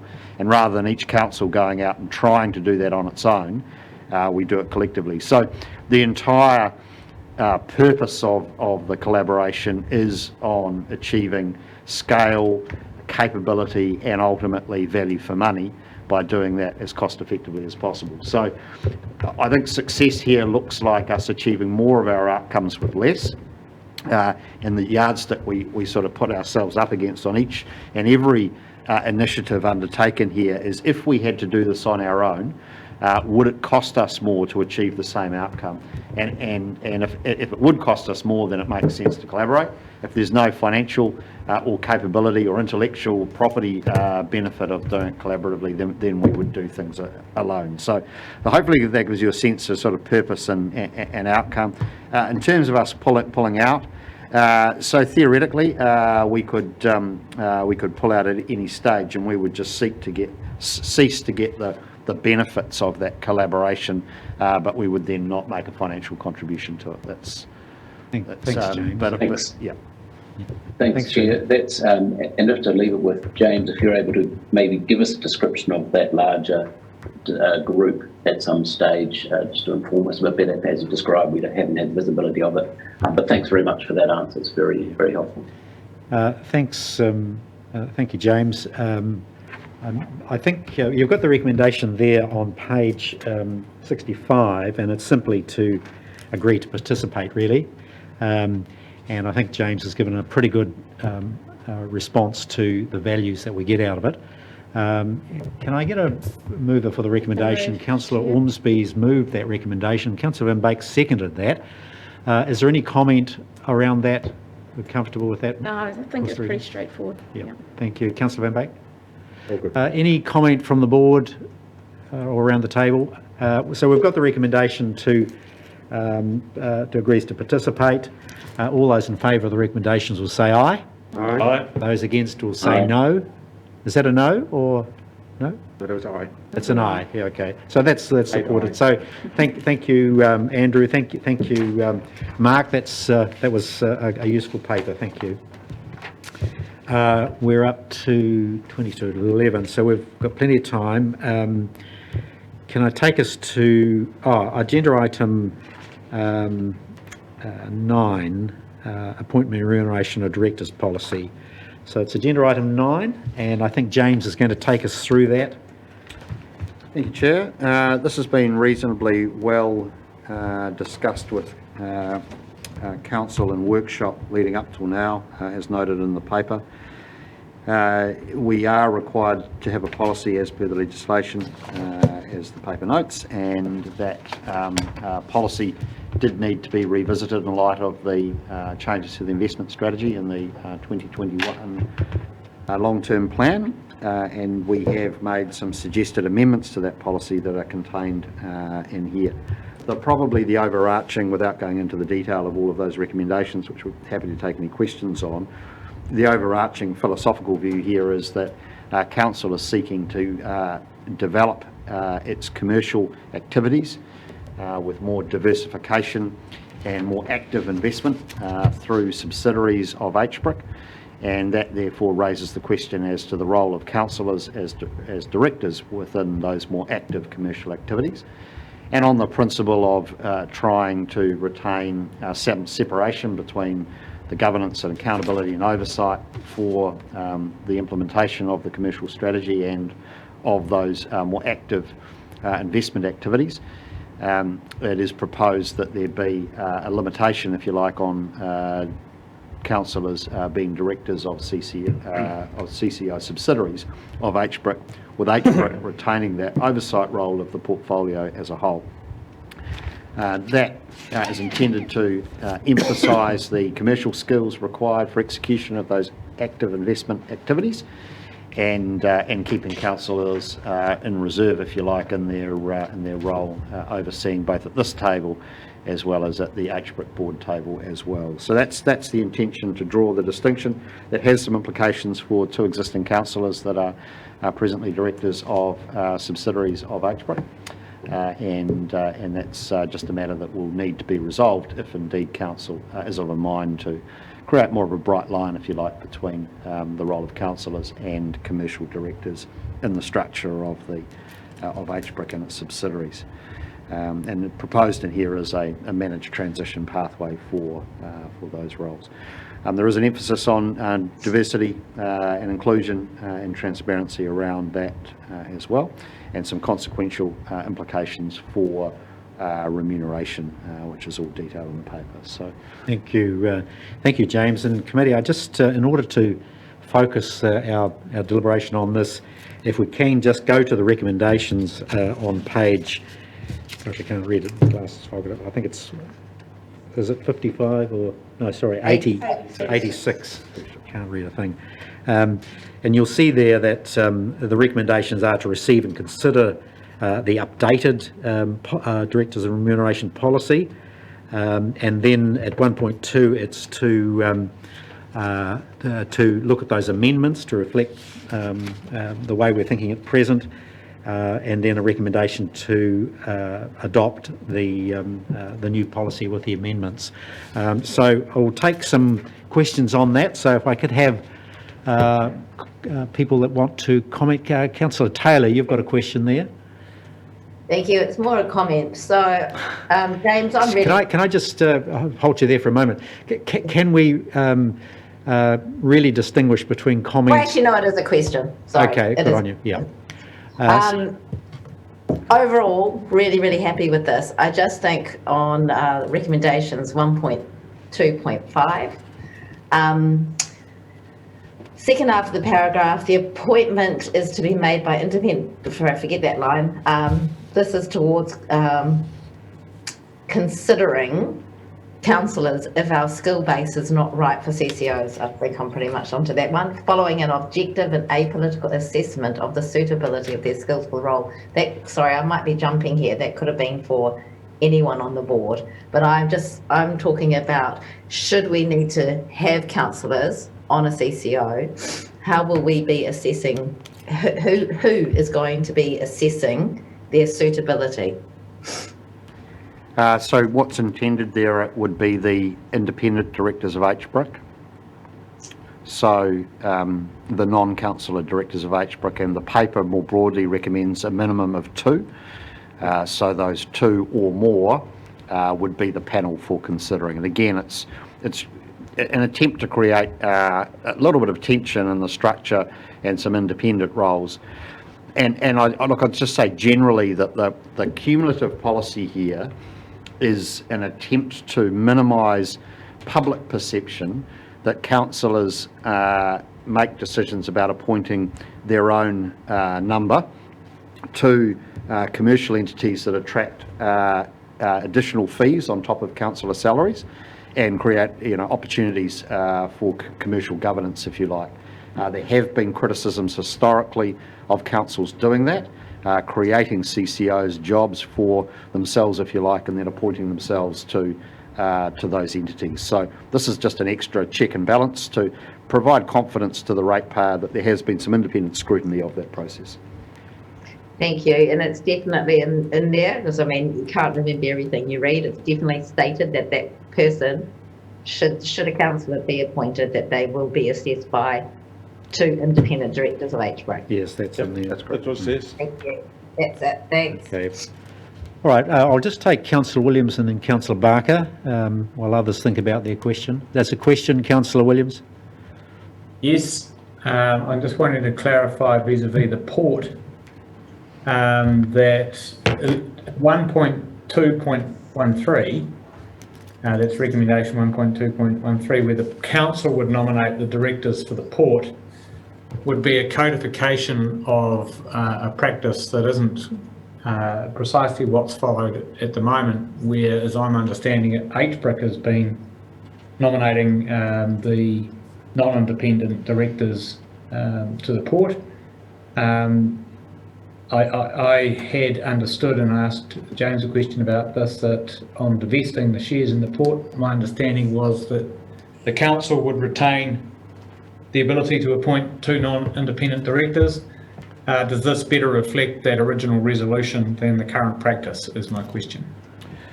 So just to be clear, neither council nor HBRAC has any right to appoint directors to the board of the port. That is something which is undertaken by the annual general meeting of all shareholders. Nominate. Yeah, yes. So nominate, yes, and what is intended here is that council would do it via HBRAC. It is intended, and maybe it could be clearer here, that HBRAC would probably be the initiator of the nominees, and then do that in consultation with full council. Chair, can I helpfully make an explanation here as well? Yes, I was going to call yourself and Councillor Foss to comment. Well, I can tell, because I was here when we went through this. Sure, thank you. And when we went through the floating of the IPO, the council was given a choice. It could either have a clear designation of making 2 council appointees directly itself, for which it had exclusive rights over, but if it chose that, then it would not be able to vote on the other other directors of the port. The other option was to have an understanding that it could nominate, and the port company would accept via HBRAC 2 directors, and in doing so would be able to vote on all of the directors of the port. So the council preferred to have the right to vote on all of the directors of the port, so it had influence over the whole of the board, and still have the ability to nominate through HBRAC 2 directors. So we kind of thought we'd got to what at the time was the best of both worlds. So we had oversight of everything and didn't restrict ourselves to just 2, but we still had the option of having 2. So that's what it's intended to do. Thank you, Councillor Barker. Can we just clarify that a little further? I think Councillor Williams's question essentially was wanting to have a clear line of sight on the nomination of 2. So council will nominate 2 directors of the board of Napier Port for as long as a majority of shareholders is held by council. Okay, so we've got the council nominating 2 directors in the paper. Should be HBRAC. The reality is that HBRAC holds the shares Yes. on behalf of council. So does that? How do we clarify that? I think Councillor Williams. That the construction be similar to the recommendation above, which is in consultation with council, HBRAC will nominate. That's exactly what it meant. Yep. I think that needs to be made. That Councillor Williams, does that make it clear to you that council is consulted is in consultation with HBRAC on the appointment of 2 directors to the port, and that's the process, as opposed to the way it's stated there, that council makes those nominations. Are you comfortable with that? Yes, I think what I was trying to tease out is that that seemed to be a change that might have been more consistent with the original resolution, but is less consistent with the practice that has the merits that Councillor Barker has just outlined. So I think if it said in consultation with council, HBRIC will nominate 2 directors for the board for as long as it's got a majority shareholding. I think that's what it needs to say. Thank you. Am I understanding that right? Yes, you are, yeah, and thank you for raising that, it's a good point. Councillor Foss, sorry, Councillor Foley, starts with F.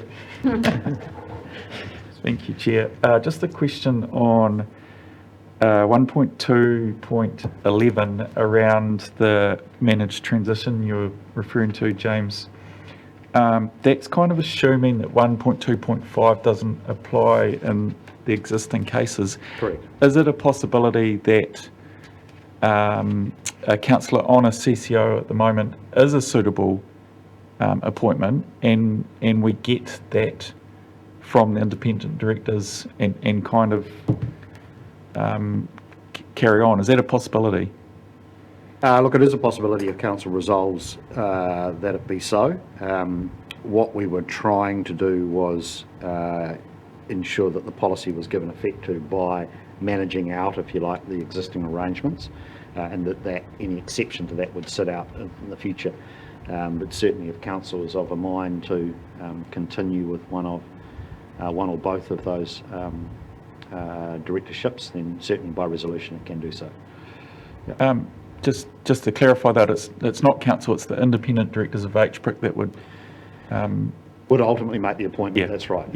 If yeah, I mean, we haven't thought through a scenario that would have the existing councillor directors of subsidiaries having to go through a review process, if you like.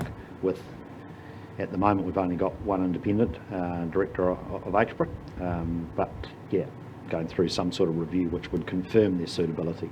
That hadn't been expected. Okay. Councillor Foss, can I just invite you to comment if you want to? Yeah, these are questions. Chair, I'm still not sure. So you've just taken us straight to the recommendations. So we're only talking about those. I've seen some delinkage between what's in the paper and some of the recommendations. We'll park that for a moment. So a few questions here. Has there been a paper up or recommendations from HBRIC themselves around their preferred path of travel here? Second question, under the SIPO and the imperative for HBRIC, it's entirely, its measure of success and obligations are entirely commercial, nothing else. And that, I think it's noted in the paper there as well. So if that's the test, then I do fail to understand some of the bits and pieces in this paper. I do know that all directors, regardless of the entity or the ultimate ownership of them, are covered by the Companies Act. They have FMA oversight, the Financial Markets Conduct Act. The paper itself refers to advice from the Office of the Auditor General and, of course, councillors, the Local Government Act of New Zealand. So there's 2 questions, and then if, I guess, James, I suppose, why is it in our interest to have directors on the port via HBRIC? And thanks, Martin, I was going to raise the same point. And in that answer, for those reasons for why it's necessary to have some lens back via HBRIC through the port, how is that different to other organisations that HBRIC have equity in? So when, and I'll deal with the last question first, the IPO was undertaken, the very high level of concern arising from the community and from councillors at that point was the strategic importance of Port of Napier to the regional economy. And there was concern that going through some kind of capital restructuring of the port could result in an outcome whereby those interests were not safeguarded, and that interests from outside of the region would come to dominate the strategic direction of the port. I think, and you know, those risks were always reasonably low, but notwithstanding that, the council wished to ensure that the interests of the region were maintained, and the best way that it could see fit, given that the board is appointed by all shareholders, was to use its majority shareholding to influence the totality of the makeup of the board and include, in particular, 2 nominations that would not exclusively, but I think would typically be drawn from within the region, and would be individuals who the council felt confident would represent the strategic interests of the region. So that was the rationale for that. In terms of advice from HBRIC on this paper, formally there hasn't been anything, but council officers did have discussions with the chair of HBRIC in the preparation of both this paper and the previous advice that went to workshops, and guidance was sought from him, and guidance was offered in terms of his thoughts, so that's gone into the mix. But ultimately the purpose for having the workshops was to ensure that council had ample opportunity on 2 reasonably long occasions to really kick the issues around, consider them before bringing a formal paper forward. And so from my perspective, we've had a fair bit of input, and that helped guide staff in drafting a policy. But look, ultimately, this is council's policy, and if there are variants to what's proposed that councillors wish to push forward, then that's fine. Thank you. Sorry, Chair, but my question wasn't answered. It was, why is it still necessary to have directors on the report, regardless of what happened during the IPO? And how is that different from other organisations that HBRIC may have equity stakes in? To cut to the chase, I see no difference for the rationale of influence and lens that you described personally. And yes, you referred to the workshops, and I made my points pretty clear, or my segment pretty clear in those workshops. Can I just... Is there any change there? Councillor Foss, I just wondered, let's to be clear that the paper and the policy are not advocating that councillors be directors on the port. It's the process for appointing two directors to it.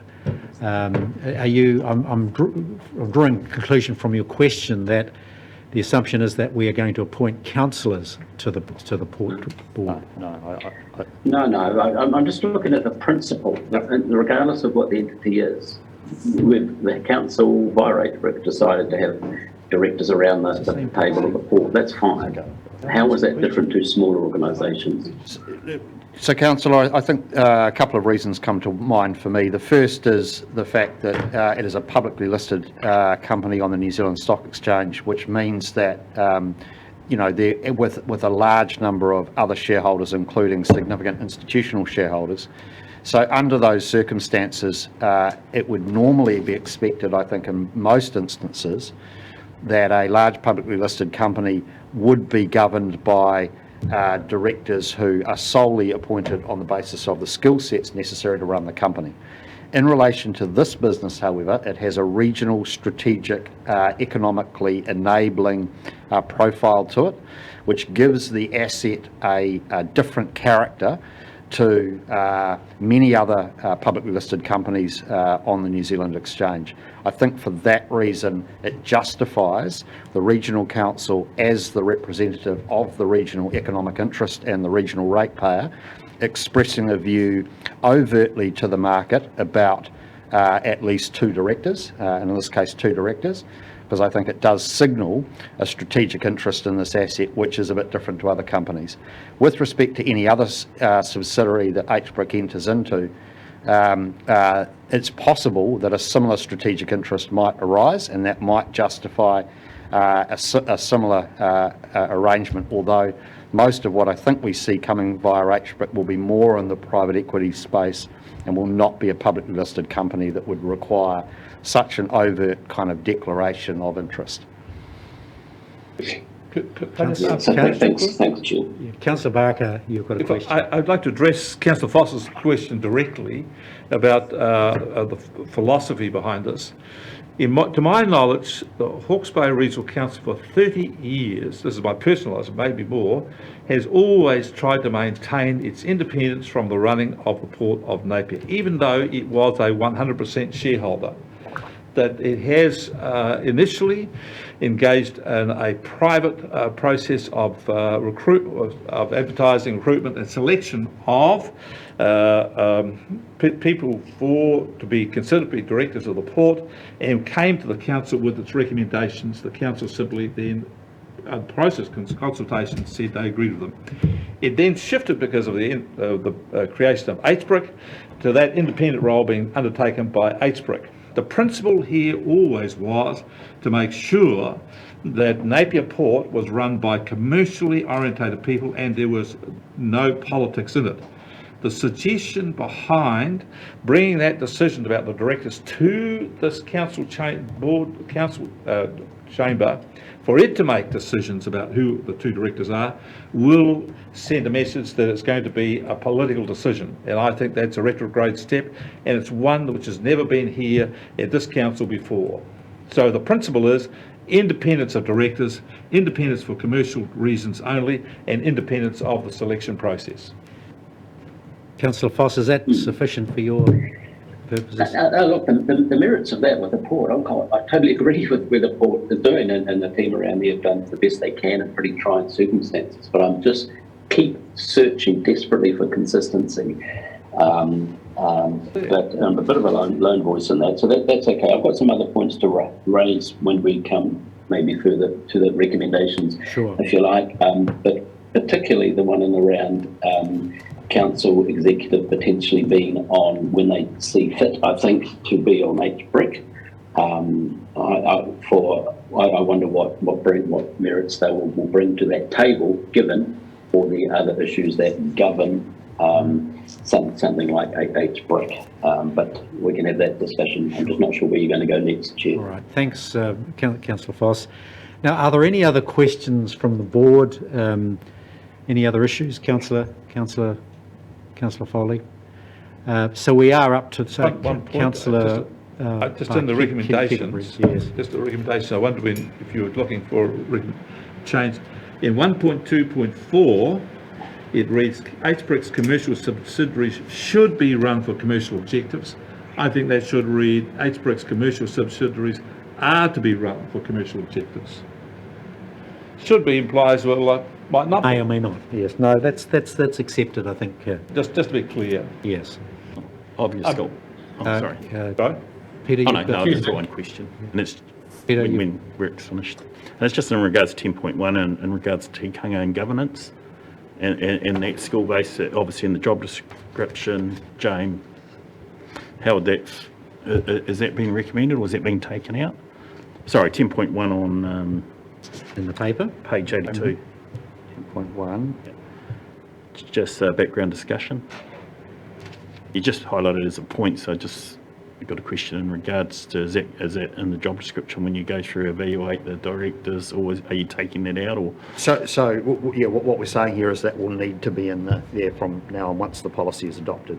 That's right. Yep. It's a... Councillor Williams, have you got a question? Well, it's just in response to the comment made by Councillor Barker.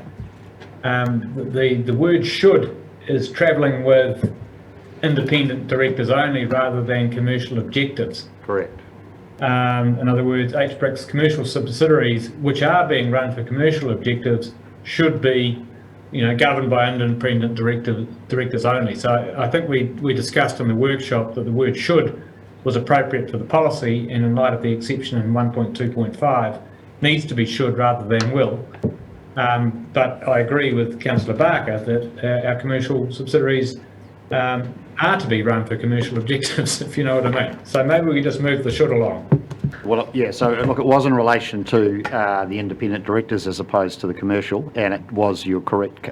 So we proposed stronger wording at the workshop, and you specifically directed us to replace it with the word should. So that's how it ended up there. But I'm still happy with are to be run for commercial by independent directors, and you can have that because we have in here a process for having an exception to policy. So it are, then if it's not, well, you've got an exception and you make it by decision. Either way, I'm relaxed. Are we comfortable with are? You're not? Then what would I know? I'm just a lawyer. Well, don't you guys get to argue black is white all the time? Yeah, that's what we get presented with, and I'm trying to avoid all of that. So I think rather than I'll leave it as it is. means All right, may, let's, the status quo will apply. We'll leave it in alphabetical order. Happy to move. I'm happy to move. So, sorry, Sure. Chair, I've got another question. Councillor Foss. Sounds like you're going to recommendations. So 1.2.11, which says existing council directors should stand down. That's the recommendation right now. And further up in the paper, as I alluded to earlier, am I in the right place? Chair, I've just lost my stella, sorry. Are you there, Chair? Yes, I'm just looking at one point, going to your point there. Sorry, here we go, you're back. 1.2.11. That's correct. Well, if you read that, though, it needs to be read in the full context. That minimises disruption to commercial interest to its entity. So, in the case of Food East, that the minimising that would I think require your continued occupancy in that space until that risk is obviated. Is that a reasonable answer for you? Exactly right. Look, I disagree with most of the paper, so thanks for the clarification.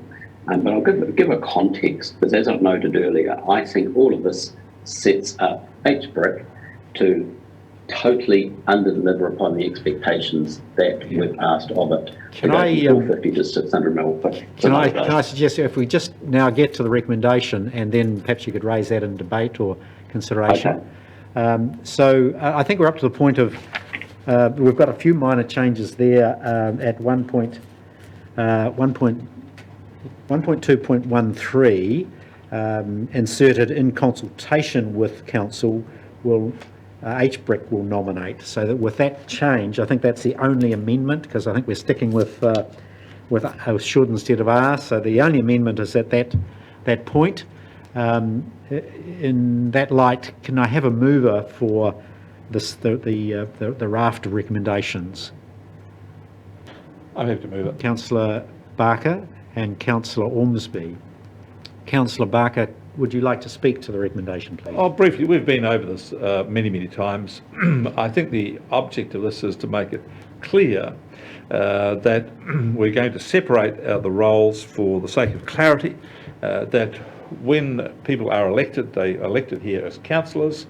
When we're working on commercial entities, we're going to have commercially focused people. And so we're separating the two very clearly. At some point, there needs to be a mix, a connection with them, and that will be HBRIC. So HBRIC will be a blend of councillors and a blend of commercial people, and it will be the oversight body. I think it's really important to separate politics from commercial entities. I have seen other councils where councillors are appointed to different boards, and it then becomes simply a beauty contest. People get elected to the council with the intention of then running for other boards to supplement their income. And councillors find it difficult around the table to say no to individuals because of ongoing relationships they have. So it then becomes messy. And the other point about it is, if we're going to have independent commercial entities, we need to have independent oversight of them. And if we have people who are councillors on these entities, then being part of the audit and the oversight of them, then of course it makes it very difficult to have a thorough overview of it. So I think the principle is the separation of the politics from commercial, engage on people for purely commercial interests. And there could be an exception, and if there is an exception, well, then council can decide in the future to make an exception to that policy. It needs to do so by an explicit decision, no problem with that. It's very clear and transparent, people can see it. And then the person who has this interest will go into the selection process, which will be done by commercial independent directors, and who will then decide that they'll make the recommendation. So the person who's then put onto the board can be clearly identified as having specific commercial interests which are of benefit to that board. It will be thoroughly transparent, and there can be no argument about it. So I think the paper's really well worked through. I can congratulate the team who've done the work on this, Jess and James and so on. And I think it's very good work. I think it'll set us up for a good future. Thank you, Councillor. Councillor Ormsby. Yeah, kia ora. Thanks, Chair. Just supporting the comments made by Councillor Barker and with our staff who have worked extremely hard on trying to bring us a more principled and values approach, which we asked of them. I support these recommendations also because I believe that our role as councillors is first and foremost to represent and provide service to the people of our constituency and for the greater region of Hawke's Bay. And so with that in mind, having greater independence and transparency in the roles that we play is pretty key to that, to have confidence within the public eye. I also see these recommendations furthermore as growth in health and transparency and the evolution of our commercial interests. I note in para 42 it refers to diversity and also Te Ao Māori perspective, which we all know that with treaty settlements there's greater resource, there's greater ability in the commercial space for participation, engagement and contribution. So with that, Chair, I'm happy to support the recommendations. Thank you, Councillor Ormsby. Any other comment? Councillor Foss, are you wanting to speak to the recommendation? Whether they're not particular, no, the overall thrust. And I just give two scenarios. The only active investment that HBRIC has is currently by Food East. Yeah, sorry. We can hear you. And the only active investment is which has a combination. You're fading off. You've gone. Oh, very Freudian. You've gone, Councillor Foss. Look, you'll have an opportunity, I think Councillor Foss can come back to us at council. So in his absence, I think we can, unless there are any other comments, is there any other speaker while we try and recover? Yeah, Councillor Taylor. Thank you, Chair. I support the recommendations as well. I think we've come a long way since we first began this discussion, and I'm pleased that we have a policy in place.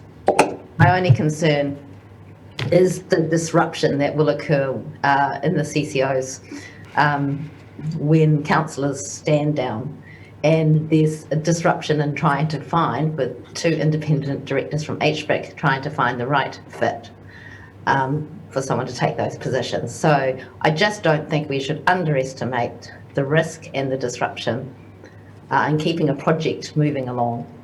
That's what I'd like to say. Thank you. Thank you, Councillor Taylor.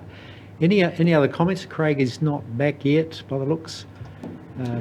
Councillor Foley? Yes, Oh, you're back. Okay. Exited in anger. But that's all right. Thanks. Does the clock start again or reset? You've got 5 seconds left, I think. Yeah, I know. I'm normally in the blue chair and on the red chair, and you're going to pull that arm any moment, I know. Look, just give me a scenario. So the only active investment HBRIC has is via Food East. So that's, in one way, shape or form, this regional council, Hastings District Council and central government. The reason it's happened and is succeeding, and believe you me, very close after a lot of negotiation to maybe getting it out of the ground, is because exactly the structure that it has. And it's that same structure which Crown are looking at for co-investment for some other projects they have in Hawke's Bay. So for example, let's say we have 2 more councillors next year. Post-election, there could be some post-settlement arrangements happening, water storage, whatever it might be. My issue with this paper is that it just takes so much flexibility away from HBRIC. I disagree with the premise. I have a lot more faith in existing acts, oversight and human nature to keep everybody safe. And I want HBRIC to be able to succeed commercially, as it's been asked to do, to move from 450 to 600 million by 2030. That's a big ask, and it needs flexibility to do everything. The underlying premise of this paper lands in a kind of a bureaucratic construct. And again, I'm not having to go at officials. I'm not. It's just I know how it real works in the commercial world out there. That's our sensitivities and around the discussion about the port later. So, for example, if one of our co-partners in Food East reads that and says the chair of Food East should resign immediately, even though there's some special circumstances, and we're right at the finishing line of putting some ink on some paper, they're going to go, what messages are being sent here? That's what happens. And I would have suggested, but again, I know I'm a lone-ish voice here, that the separation of initiation of projects, getting them out of the ground, up and running, to hand over to be some ongoing operation, I very much agree with. We are, under this construct, we're hamstringing our own future. And to me, that's very disappointing, but I respect the combined views and the majority view of everyone around the table. Thank you, Councillor Foss. Councillor Foley, you wanted to comment? I will just briefly, thanks, Chair. Look, I think based on what we heard, we do have to be really careful about any disruption to existing arrangements, and so let's not take that lightly. Having said that, I agree with the general sentiment around this paper. It has some good recommendations there. Councillor Foss talks about, lack of flexibility, but I think there is some clauses in there that do allow for that in special circumstances, and so I'm pleased to see that.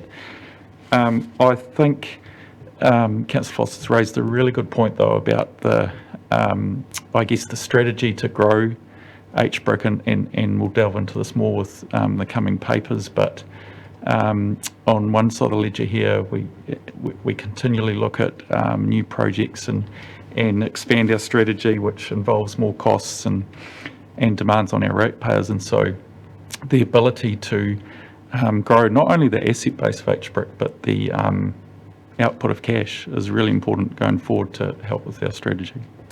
Thank you, Councillor Foley. Any other comment?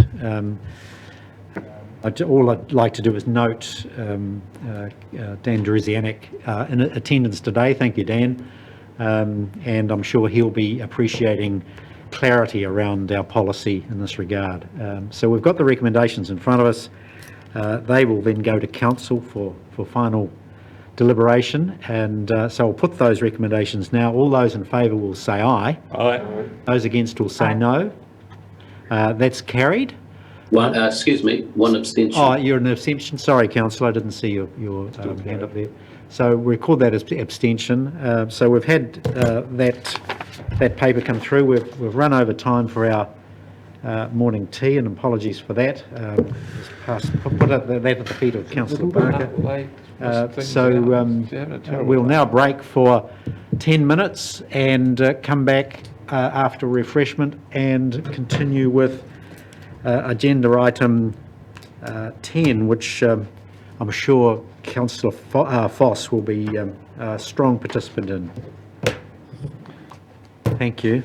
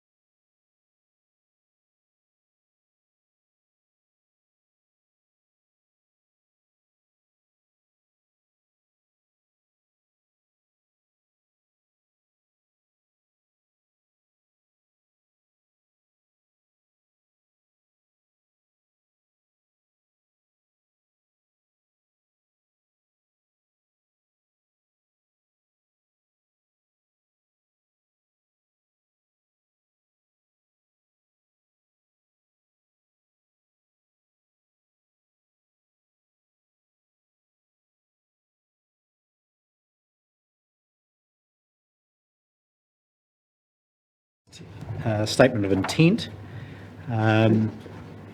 Who's going to take us through this, James? Is that you, or in the absence of who's doing this?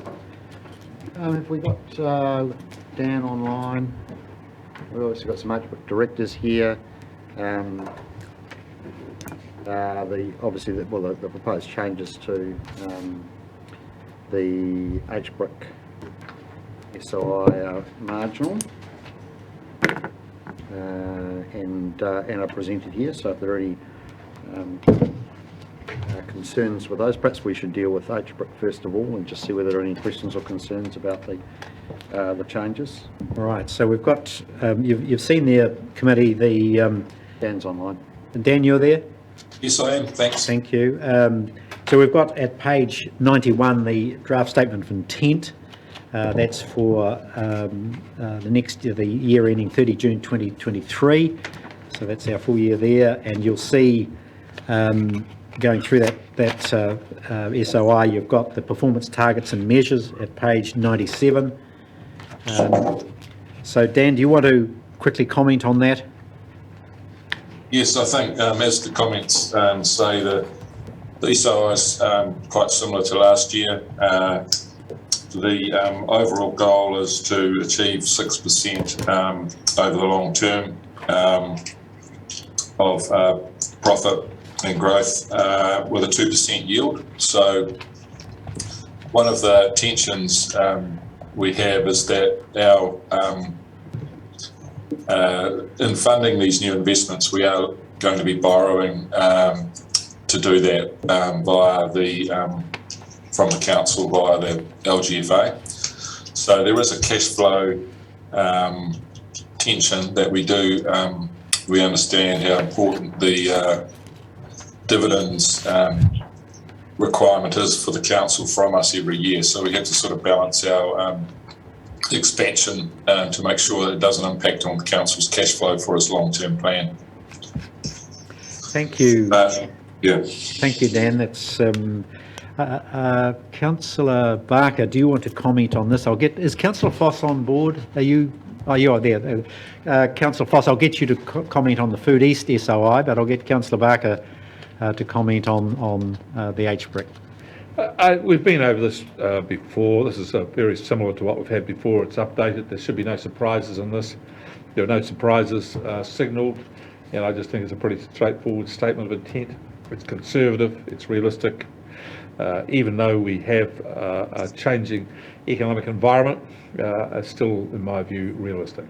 Thank you. Are there any questions from the floor about the H-brick SOI? Councillor Foley. Thank you, Chair.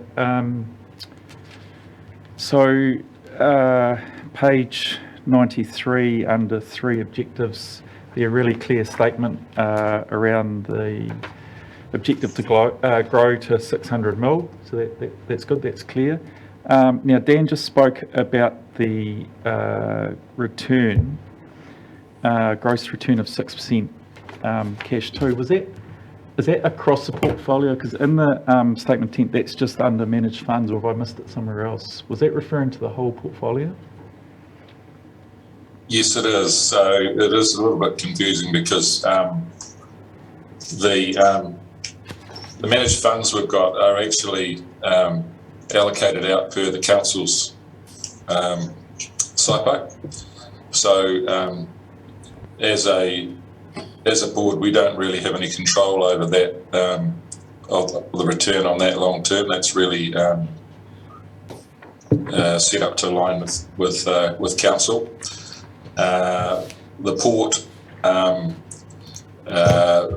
investment is a strategic investment, and while the share price goes up and down over the long term, we would expect that that investment to return 6% in the long term, and it's done even though the shares have fluctuated and been on the down a little bit lately with the volatility of the share market.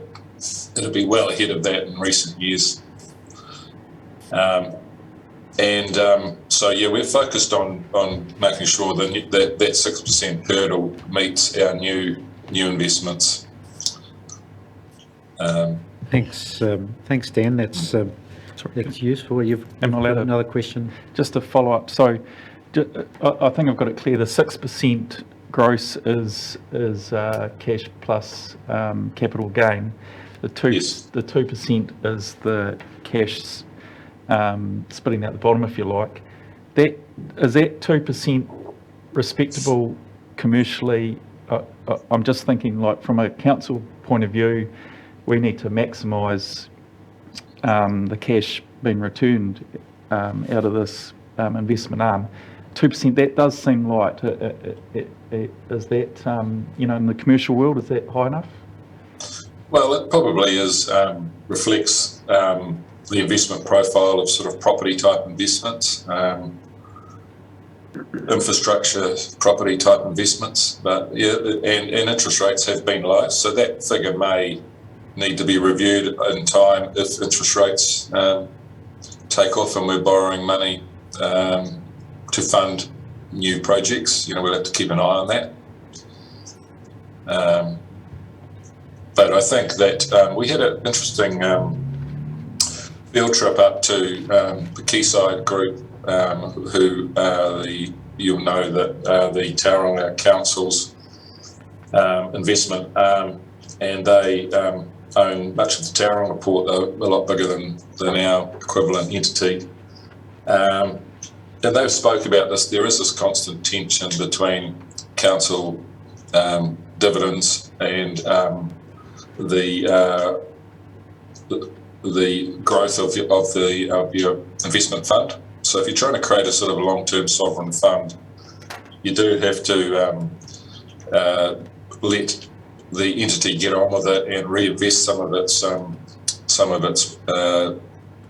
earnings to achieve a compounded return over time. So there's a balance between dragging the cash out back to the council too hard. When times get tough, Quayside people were saying that when the times get tough up there, the pressure does come on to raid the silverware and drag it back. So that's just going to be an ongoing tension we'll have to manage over time. Councillor Foley, does that get to your? I'm gathering that your question is, we've got a 6% return back to council in total, and that's a reflection of both port dividend and investment portfolio dividend. But sitting inside that is a 2% capital growth, if you like, of the investment portfolio. Is that where your line of questioning is going? Is that sufficient? That 2% growth of equity sufficient? It's 2% cash, Mr. Chair. So I think that the answer to your question probably, Will, is that the port dividend should largely get HBRIC to the dividend that you need in your long-term plan at the moment. If the port has some problems in delivering its normal dividends, then we would have to go to plan B. So the 2% on future investments is really, in my mind, there to make sure we're covering any borrowing costs and not creating a drag on that dividend that's flowing through from the port via us to the council. Yeah, look, I guess to carry on a bit more where I'm heading is, if you look at the return, say the current return being achieved, take into account inflation, take into account needing to top up the dividend back to council. I guess my concern is potentially we're going backwards. Well, I think the inflation at 7%, there aren't probably any funds in New Zealand that are probably going forwards at 7% at the moment, but where the markets are at. But I think it's a long term. You've got to just keep your eye on the long term. Is the trick to this? There'll be fluctuations and years where it looks better we don't think you're getting ahead in years where you're racing ahead. And the managed funds have sort of illustrated that. We've had great gains out of those. But it's going to be a bit quiet for the next year or two. Happy with that? Okay. Thanks, Dan. And I think, Martin, Councillor Williams, you've got a question by the looks? Yes, thank you, and thank you, Dan. You've just both raised and answered the question I had about the need or otherwise to borrow to deliver on our dividend expectation vis-a-vis what's received from port and managed funds. So I was a little bit concerned about the statement of intents recording of capacity for borrowing. It didn't seem to expressly refer to the ability to borrow to pay us our dividend expectation. But I could be wrong about that. I'm frankly struggling with this blasted Stellar system. It blurs the words, disappears, crashes about every 30 seconds, and it's almost becoming unmanageable. But I had just read, I'm pretty sure. Yes. Currently, this is on page 95. Currently, HBRIC has no debt for any borrowing to finance new investments, etc., etc. I didn't see anything in there about, and do we need to have anything about HBRIC's capacity to borrow to fund our dividend expectations? That's my question, I suppose. Yeah, well, I think if I'm correct, and that HBRIC has historically, I think during the Rua Taniwha journey, Naomi came on at the end of that, they did borrow to, they did have a $6 million debt with the BNZ from memory, and there was technically, times when that was used, some of that was used to ensure the dividend got through to the council. But at the moment, we've got a loan to the council. We've lent the council $16 million, so we've got a sort of an asset rather than a loan from the council. There is, interestingly, there's a taxation bill coming to the House, which was circulated to us in the last few days from Kishan, suggesting that the rules are changing. We may actually be able to deliver technically we're probably going to be able to deliver that managed fund portfolio that we've got back to the council's hands. Right. Whereas before we couldn't because of the tax rules. So there's certainly, when you take into account the money that we've already lent the council, that 16 million, which I believe we're charging about 2% for. We have got, reserves to ensure that we can pass the dividends through without borrowing in the near term. If we went and bought a large, went into a large investment like a farm for $30 million or something that equivalent, we may have to revisit that at that time, and we'd certainly consult with the council before we did that. Great, thanks, right. Thanks, Dan. Martin, Councillor Williams, are you? Yeah, another question. Sure. The paper says that no significant changes have been made to the statement of intent. What changes have been made? I haven't got the marked up copy in front of me, but I believe it's sort of wordsmithing rather than targets. Can any of my fellow board members comment on that? As I can remember, it's things like Napier Port rather than Port of Napier and things like that. There was nothing.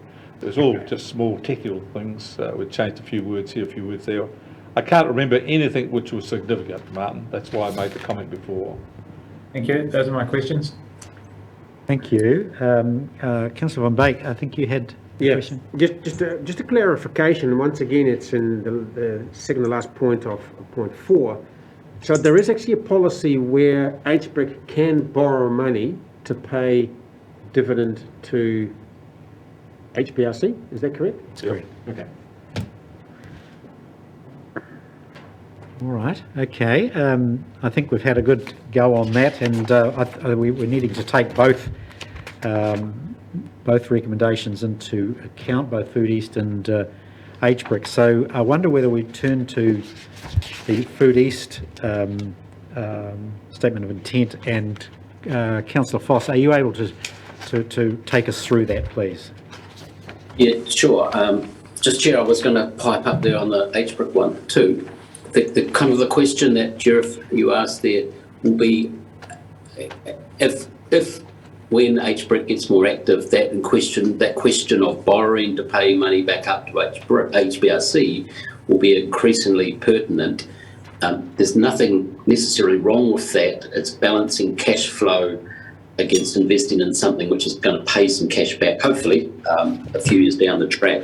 But I think it'll be quite worthy of around the council, everyone understands that, because given current conditions, a lot of things are stressed. Regarding Food East, so similar, there are no material changes, I don't think, other than reiterate what was said last time. Note this is the draft SOI, welcoming comment from anybody. Subsequent to our last update, we've been in pretty intense discussions with the Crown or its agencies to try and facilitate a model which allows us to build a food innovation hub to deliver on, or do our best to deliver on expectations of all our principal parties. Note very importantly that Food East is a limited partnership and is covered under all of the acts that I described earlier in our earlier discussion, and it's noted in our own statement of intent there as well. It is a commercial entity. The challenge for Food East is a commercial entity trying also to deliver on the aspirations of its shareholders, particularly Hastings District Council, in a larger civic sense. An update, this probably goes to our council as well, but we are very, very close into having some ink on the paper with the Crown, which will make some quite material changes to the underlying model, which HBRIC will be aware of, but at this stage we're just still wait and see. Nothing's done until the ink's dry, of course, and trying to do anything we can to help facilitate that and not disrupt it, anything, anywhere, from any forum to question the progress we're going to make. You can see the accounts there. I think Dan also mentioned the expected return from Food East is the same as HBRIC's itself. That 6% will feature right throughout everything. That's really all. Just to be fair, we have explored all options of calling on additional equity from our partners, at least our shareholders, additional grants from our partners and stakeholders, none of which have come to fruition for a number of reasons. Thus, our negotiations we're still having with the Crown right now. On a level of confidence, I'll be 8, 9 out of 10 now of confidence of getting this final agreement across the line, rediscussion across the line with the Crown, which there are other governmental issues at play which will use the model of Food East to potentially facilitate other regional development. Thank you. Thank you, Councillor Foss, with your Food East hat on. I just wondered, are there any questions around Food East that you want to raise? Just keep in mind that we've got the FARS report later to come, which is not, this is significantly focused on the statement of intent. There will be another opportunity through the FARS committee and the HBRIC reporting there to ask further questions, but please go ahead. Craig Jeff here. Just on number 6, the purpose. I think with something like Food East and the innovation that we're talking about, I think, is it right, a question to you, is it right to actually look at focusing the objective to be 500 plus jobs? To me, it's actually increasing innovation, so we're possibly less reliant on jobs, but that the economic development is such that people will be able to actually create higher income and higher learning through this, rather than just a blanket statement of 500 plus jobs. You know where I'm getting to. Yeah, Jeff, totally agree, and thanks. It is the draft, inviting that feedback. Just please note that most of the language in this is reflective on the initial application to the PGF fund that got it across the line in the first instance. There's references to jobs and GDP, but you're quite right, and in fact, I recall an HBRIC discussion of, yeah, that's very worthy, but it's probably in the wrong place on the SOI. Possibly quite right. So we'll have a look at that. So thanks for that update. But you know, you're quite right. Its purpose is innovation around food for the East Coast Bay. Thank you. Are there any other questions from around the table on the screen? If not, we'll go to the recommendations on page 90, and that's agreed. Consider the feedback on those statements of intent. And then the recommendation to further consider the HBRIC statement of intent and undertake provision feedback, and to enable delivery of completed statements of intent by 30th of June 22 for adoption. In the event that there's no other questions to be raised, Martin, have you got another question? Yeah, this is on the. It's not another question. It's a question on the Food East statement of intent. And apologies, I'm scurrying around as fast as I can on this system here. If we look in the performance measures, I take it table 2 hasn't been prepared as yet. Financial performance targets, that's yet to come. Yeah, there's very little to report other than administrative costs and sunk costs in the design, which have already been incorporated in earlier reports. Okay, and so when we get the final version in May, that'll be populated, that's the idea? Not that one, but there may be an addendum to it to update with any other material changes, but there just has not been any large expenditure either way, in or out, other than just waiting. The key domino for us is approval to go ahead. Yeah, I was just saying that it says at the bottom of page 6, the relevant financial performance targets will be provided in table 2 in the final version in May this year. Do you want to not? Oh yeah, because our annual accounts will come then, yes, of course. Okay. Now, just another question. The 6 million in the shareholders' funds, 2023, 24, 2024, 25, is that the government's 12? No. The whole project was priced around 18 to 20 mil. There's a $12 million amortising grant. Amortises down 1 mil every year after opening from the Crown. The 6 mil is equity, of which 4 is HBRIC, 1 million is Hastings District Council, 1 million is Progressive Meats Limited. All right, and what's the 6 and 24, 25? Is that something else? I can't find where you're looking actually. Where are you looking? Table 3. Table 3. Yeah, 109. 109, let's get to that one. Sorry, I'm having stellar issues as well. They're not very stellar. No. Right, 109, total shareholders funds, that's what you're looking at, sorry? Yeah. And the question is where? Well, the question is what's the 6 million in each year that's turning up there? Where's that coming from? Oh, total shareholders funds drawn down. Yeah. Oh, okay. It's the same 6 million. Oh, I see.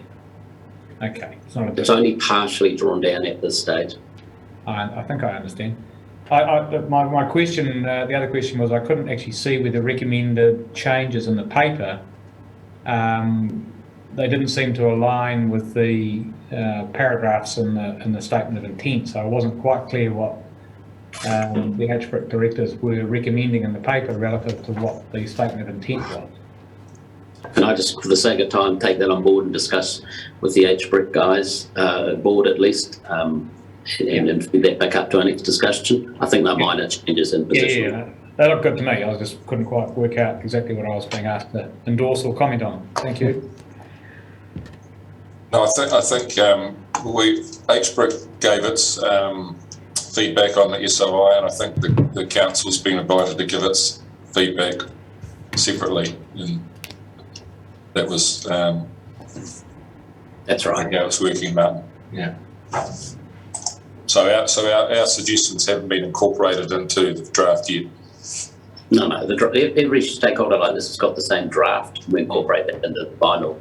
And as yet, there's no material changes. I presented to Hastings District Council the other day, and their only real comment is of immense frustration that it hasn't been got underway just yet.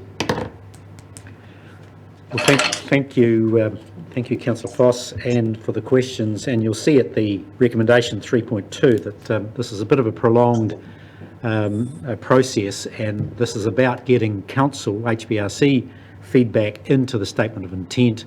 HBRIC will do similarly, and then produce that for adoption by the 1st of May as at the 1st of May for the 30th of June commencement. So that's where we are now. Are there any other questions on those two respective statements of intent? If not, can I have a mover, Councillor Barker, to accept the recommendations? Councillor Foss is seconding that. Do you want to speak to that, Councillor? It's all self-explanatory, thank you very much. Councillor Foss, any other comment on the SOIs, given that it's in progress? I'll put the recommendations at 1, 2 and 3. All those in favour will say aye. All right. Those against will say no. Take it that that's recommendation is approved. Can we now go to agenda item 11, which is the HBRC quarterly update. So that's 11. We've got 11 and 12 are similar papers, but if we go to agenda item 11, the quarterly update. Who wants to speak to that? Chair, we'll take the paper as read, but just invite the chair of the company to make any comment that he might wish to add. To this, I think the paper's pretty clear. The main blip is that the share prices for the port has dropped off a bit. It's down to under $3 last night, just under $3. The shares for this sector are all down about 10%, I believe, even Tauranga Port. So we see that as a timing thing. So not to panic. Projected dividends appear to be still on track. Any other comment from directors? Councillor Foss? No. Councillor Barker? Obviously, with the current investment environment, those returns are going to be very ropey over the next 6 to 12 months. We can expect that for sure. And we just need to go with that. Again, we keep re-emphasising this is a long-term game. I think everyone understood that with the HBRIC investments, that they are very long-term, and this is going to happen. We're going to experience these lumps and bumps, and we've just got to work our way through those, but at the same time protecting as much as we can those assets. You will note the HBRIC name change there. And I think we've landed in a good place with that name. Seems to have been accepted right throughout. So we've got the recommendation that we receive and note the quarterly report. We're allowed to ask any questions? Yeah, so we're now up to questions on that, please. Thank you, Chair. So just first clarification, so in the statement of financial performance, that's the first 6 months result, and notwithstanding what you just said, Chair, I believe the first 6 months has been okay. It's more post New Year since the turmoil's really set in. But so on the statement of financial performance there, that surplus at the bottom, whether current or budget, that's cash surplus. That doesn't account for the share price up and down, as you just said. That's right. That's basically the first half of the port dividend. Yeah. So if we, I guess, look out to the budget, because there's no reforecast there. Basically 8 mil on the 416. So we're looking at 1.9% return. When you look at potential new investments, does it just come back to those parameters we were talking about before? If something's going to return 2% cash, 6% gross, is that like tick a box and you go for it? Because I guess where I'm getting to is there must be better investments out there that produce. Yes, I think that's a minimum hurdle. Well, that we're not the minimum bar. It doesn't mean it's automatically a green light if it meets that hurdle, but that's sort of over time we think are realistically achievable. We hope to do a lot better than that. Yeah, well, if you look at just a 1% gain, so a 3% return rather than 2% splits out another 4 mil of cash. So, yes. Yeah, okay. Okay, Councillor. Councillor Ormsby, please. Yeah, thank you, Chair. Kia ora, Dan. Thanks for the update. Sure. Hey, look, this is a bit left field, but I think probably necessary to ask, and I'm not sure if you can answer it right now. But what sort of depth of knowledge and how that impacts our investments with the invasion of Ukraine and any investments that are linked at all to Russia? I think that it's a good question.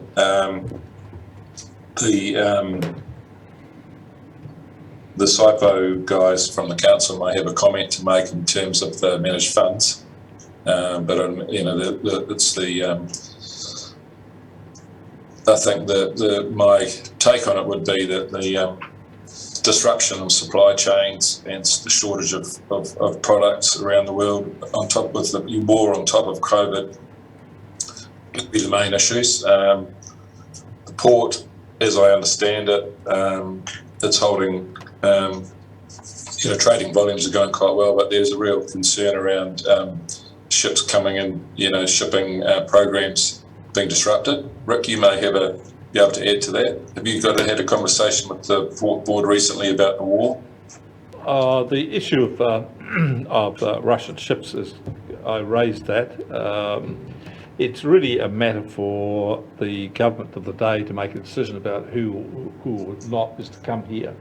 But it is an issue, and I do think that they need to think about it very carefully. I have a personal view, which is very strong on this. I'd say a flat no to any Russian ships that come here. My view is that if this had been New Zealand at the time of, just after Pearl Harbor, would we have accepted a Japanese ship into our harbour? Well, yeah, probably not. This is a war, and we need to be clear about that. This is not a military exercise; it's a war, and people are being killed. And people are being killed in complete contradiction to the founding principles of the UN, which basically outlawed war as a means of international diplomacy. So we should be rock solid on this. I have no doubt about that. I'm a militant on it, if I can be correct. That's good to hear, Councillor. I'm pleased to hear your view expressed, but Councillor Can I Ormsby. just add that possibly a suggestion at the next ACT meeting is to look more closely, more in terms of how it affects our investments. Totally support what you're saying, but then the next step is, what does it mean?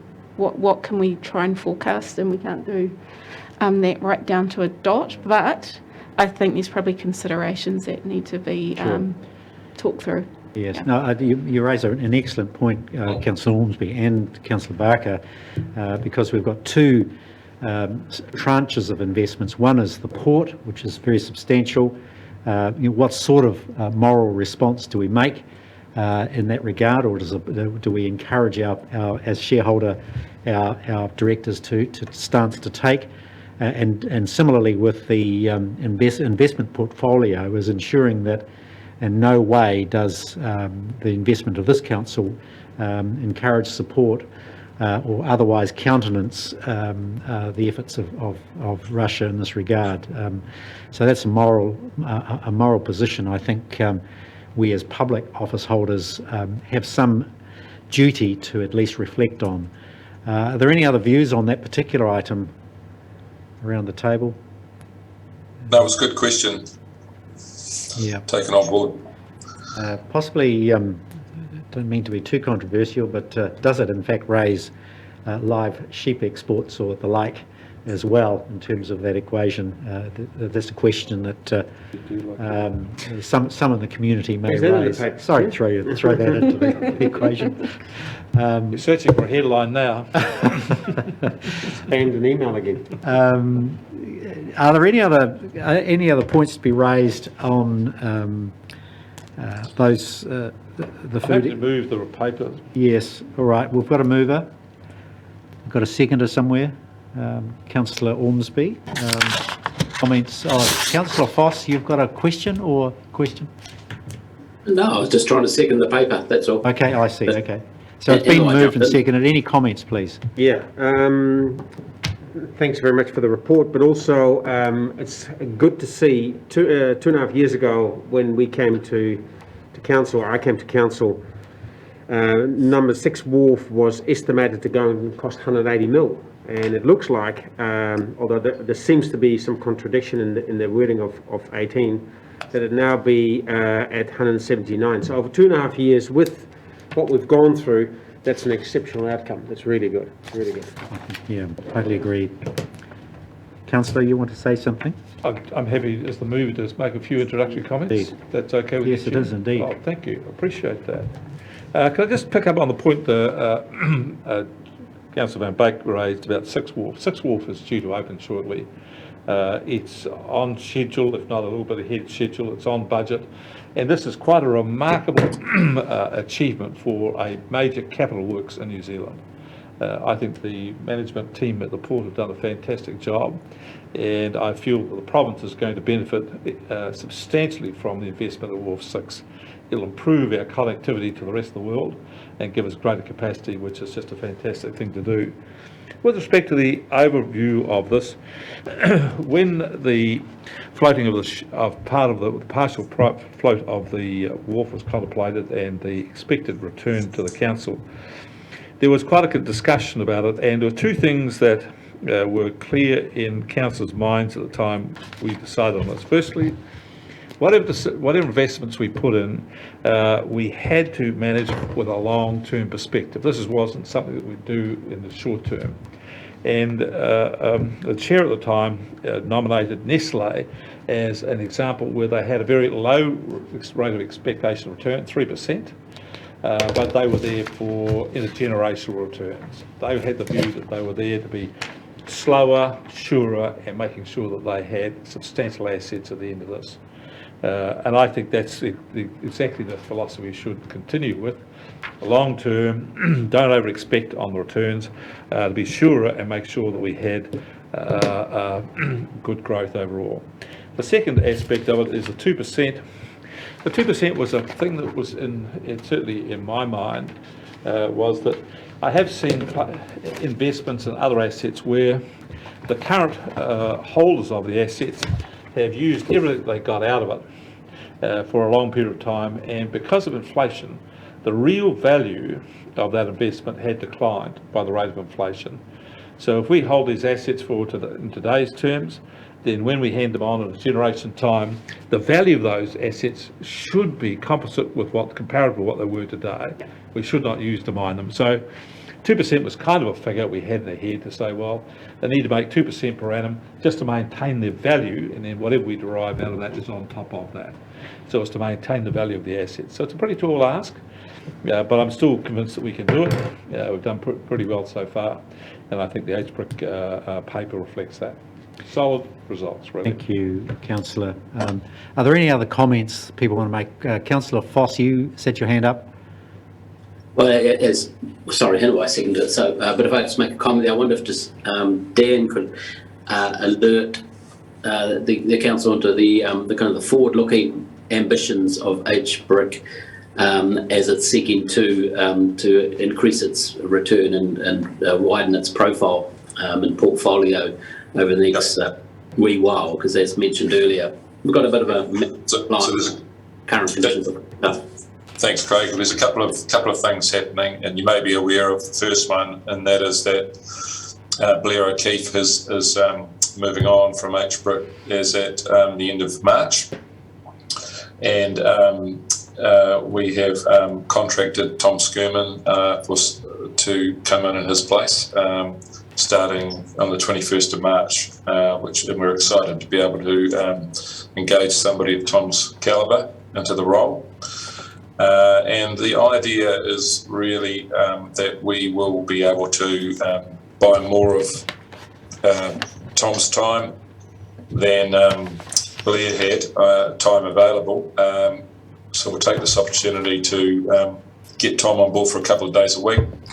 What we'd like to do is spend the next period building a bit of a pipeline of possible investment opportunities. So we need Tom to get out into the market, be talking to the potential partners like the PSGs, other councils, the Crown, and investigate other opportunities that appear, just so we can get some opportunities out there in front of us.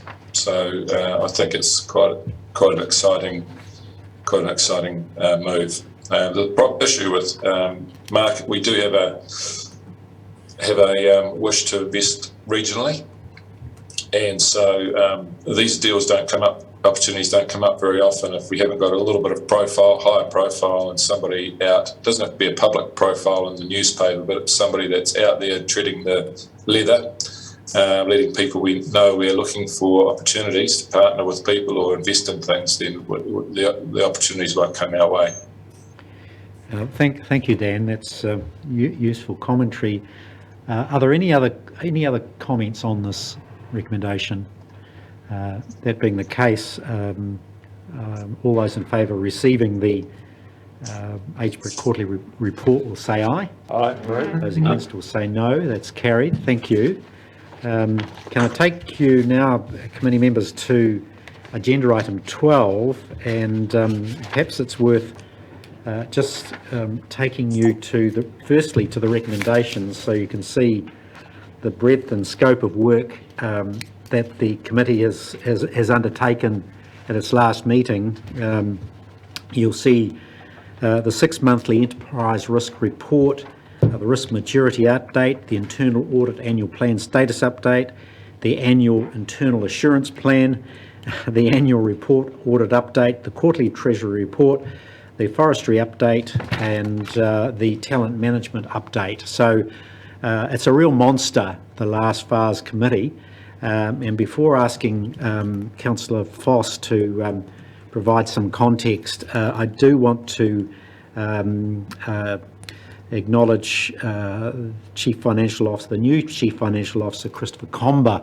I'm hoping Chris is online. Is he there somewhere? I hope.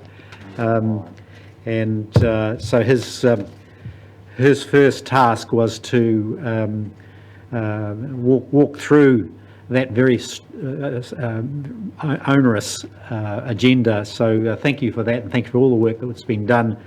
Welcome to Regional Council workspace, Chris. I hope the first FARS agenda doesn't have you exiting the next day. So look, can we just go to Councillor Foss, please, to take us through some of the issues arising out of the FARS committee.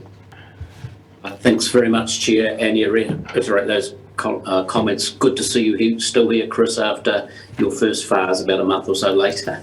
So Thank you. It was an enjoyable experience. FARS ball and chain. Chair, just clarify one thing. I think earlier you said we were just going to put aside a couple of papers. Was that the forestry one and something? Chair? Yes, I think we'd landed to defer the forestry paper to the Environment Committee, Craig, and but nevertheless we would still leave on the table the other public excluded paper. Yes, okay, fantastic. Yes, and colleagues, there's some material information I'll share with you, but public excluded. We're just looking at the paper there. Just one thing, the risk maturity update, please don't be too intimidated by the size of that tomb, and there's another similar one later on. We have made a point to the finance team, or risk team at least, to start to bring these documents together and have a 2 or 3 pager covering note on them, because your eyes do start to glaze over. It's very, very good work within the engine of the organisation, the lateral lens it gives not only the leadership but anyone in the organisation the ability to help protect our organisation and what we're trying to do. But I'll leave that there as read. And most of the other items, there is one particular item there, the Tutira Manuka plantation update, the honey. There was some attention given to that a few months ago. Again, it's a worthy read, and in fact, combined with the forestry paper is one of the, I learned more from reading that paper about our various forestry assets than I have in 2 years on the council. So fully recommend you do put some attention to those along the way. The key discussion we had around the Manuka, though, interestingly enough, the facts are there on the table, but one of our members, made the very strong point. At the end of the day, we set out and did a trial, and the trial didn't work out nearly as flash as we'd like, and everyone learned some lessons in the commercial space and risk in the end of the day, but those lessons were learned and, to be fair, have been applied. But I fully recommend that paper. Also, it does give some more context to recent media reports on it. The internal assurance dashboard, I'll just leave that one there. Talent management, internal audit. Colleagues, as the chair noted earlier in his questions of Chris Dolly and around resource, people, etc., that is an emerging piece of work which I think will be quite significant given the turnover in our organisation over the recent years, the poaching of our teams throughout the organisation, and actually how it puts us at risk to deliver on as councillors, but also our commitments under our long-term plan. And that's reflected in one of the next items down there, the underspends, which I'm sure will get a fair bit of attention.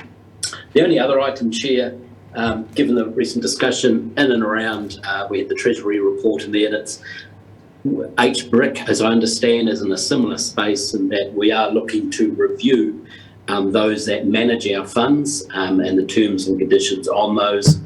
And the discussions are how often we do that and any new items, terms that we would consider to apply to that, to those terms and conditions, who currently we have two providers managing quite significant assets on behalf of ourselves, both in the council and similarly in HBRIC, but that's up to them to share. But we fully expect HBRIC to probably do a review along this at about the same time as us. So I'll leave that there unless there's questions, but again, please note there's other items I'll talk to when we go into excluded. Thank you, Councillor Foss. Are there any questions on, I'd appreciate the volume of work there, and I reiterate an early comment by email that some of these situations are such that we just have to rely on those committees working away, that they've got their eye on the ball, and we can have confidence around that. So some wonderful work is going on, however. Are there any questions? I see Councillor Williams got a hand up. Anyone else? Councillor Williams, please. Thank you, Chair. And look, I fully endorse the idea that we should have confidence in the FARS committee to do the deep dive. Excuse me. You're back again. You just got to go and tell somebody off, I think. Are there any other? Apologies, I'm back. You're back. My wife is home sick and I'm self-isolating as a result. So apologies for the background disruption there. The 3.1, I was just wondering, I was saying, full confidence in the committee, but I just wouldn't mind unpacking a couple of the issues so that I had some sort of line of sight into it. Could someone explain to me what the second sentence in 3.1 actually means? Beginning with however? Yeah. Is Helen online or Jess online? Otherwise I'll... No, neither of them are. So you were saying 3.1 from however? Yeah. I'm with Martin on that. Are you looking at the gobbledygook in it, or in fact trying to translate it? Yeah, just paint me a picture of, give me an example. I actually don't understand it at all. I think it might relate to something I saw at the last meeting to do with the risk maturity roadmap and implementing the final stage of that in a different way than had originally been envisaged. But I'm struggling to access what it's telling me. I think I recall Helen, who started this process with us, I'm sorry, I can't think of Helen's second name, had a period when she wasn't with the council. She's now with us.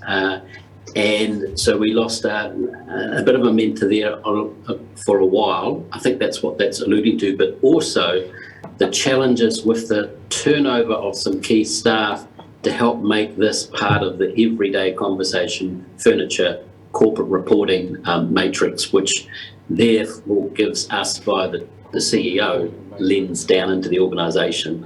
Would you kind of agree to that, Jane? Have I got that interpretation about right? Yep, look, broadly it's correct.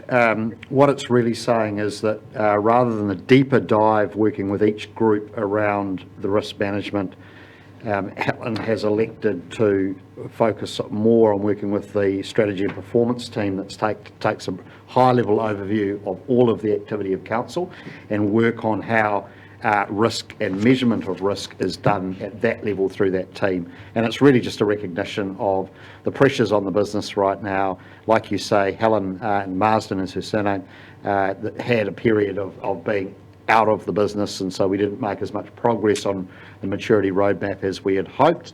And that original roadmap had envisaged very deep work with each of the groups in the organisation around risk management. So we're taking a lighter touch effectively for the foreseeable future. So can I just summarise? So rather than do it at a very intensive specific group by group level, correct, we're going to do it at a much higher overall level for the single enterprise. Correct. Why doesn't it say that? We'll take that as feedback. But the deep dive level, a whole lot of stuff has been done. It's just pulling all of that together. But yeah, we could have saved something from that one, I'm sure. Yeah, I think you do make a great point, Martin. We've got to make this accessible information and interpretable, and that's I think the challenge amongst all of that raft of risk profiling that we do is to make it meaningful. So it's a point well made. Thank you. And I just have one other question. It's internal assurance dashboard corrective actions confirms that the management actions undertaken or planned future adequately respond to the findings. Can you just give me a couple of examples of what the corrective actions that were recommended in the internal assurance dashboard report were about? Yeah, I know it sounds gobbledygook, but if you dive down, you'll see there's a page in there. The context is there's always all sorts of audits going on within the organisation, not just the ones that FARs initiate. We could do 3 or 4 internal ones a year. There's these Section 17A audits. There's the ongoing kind of audit as we implement new systems, such as the Finance One's Tech One system, you name it. So that is there to say, okay, we did these audits, I don't know, a year or so ago, and these were the corrective actions recommended and agreed by council. Have they been undertaken? I guess one off the top of my head would be in ICT, a total review of ICT, the gaps that we may have in that space, be it security, privacy, whatever you name, and then the corrective actions and the roadmap to fix those are shared with us, and I think are in, well, not particularly the cybersecurity one, but ICT is in our later documents. Does that make sense, Martin? Thank you. Thank you, Craig. That's very helpful. All right. Is there anything else out there in the FARS report that you want to raise? And otherwise, I'll get Councillor Foss to move the recommendations right through 1 through... I've got a question. Oh, you've got a question, Councillor Barker? That's just to the team.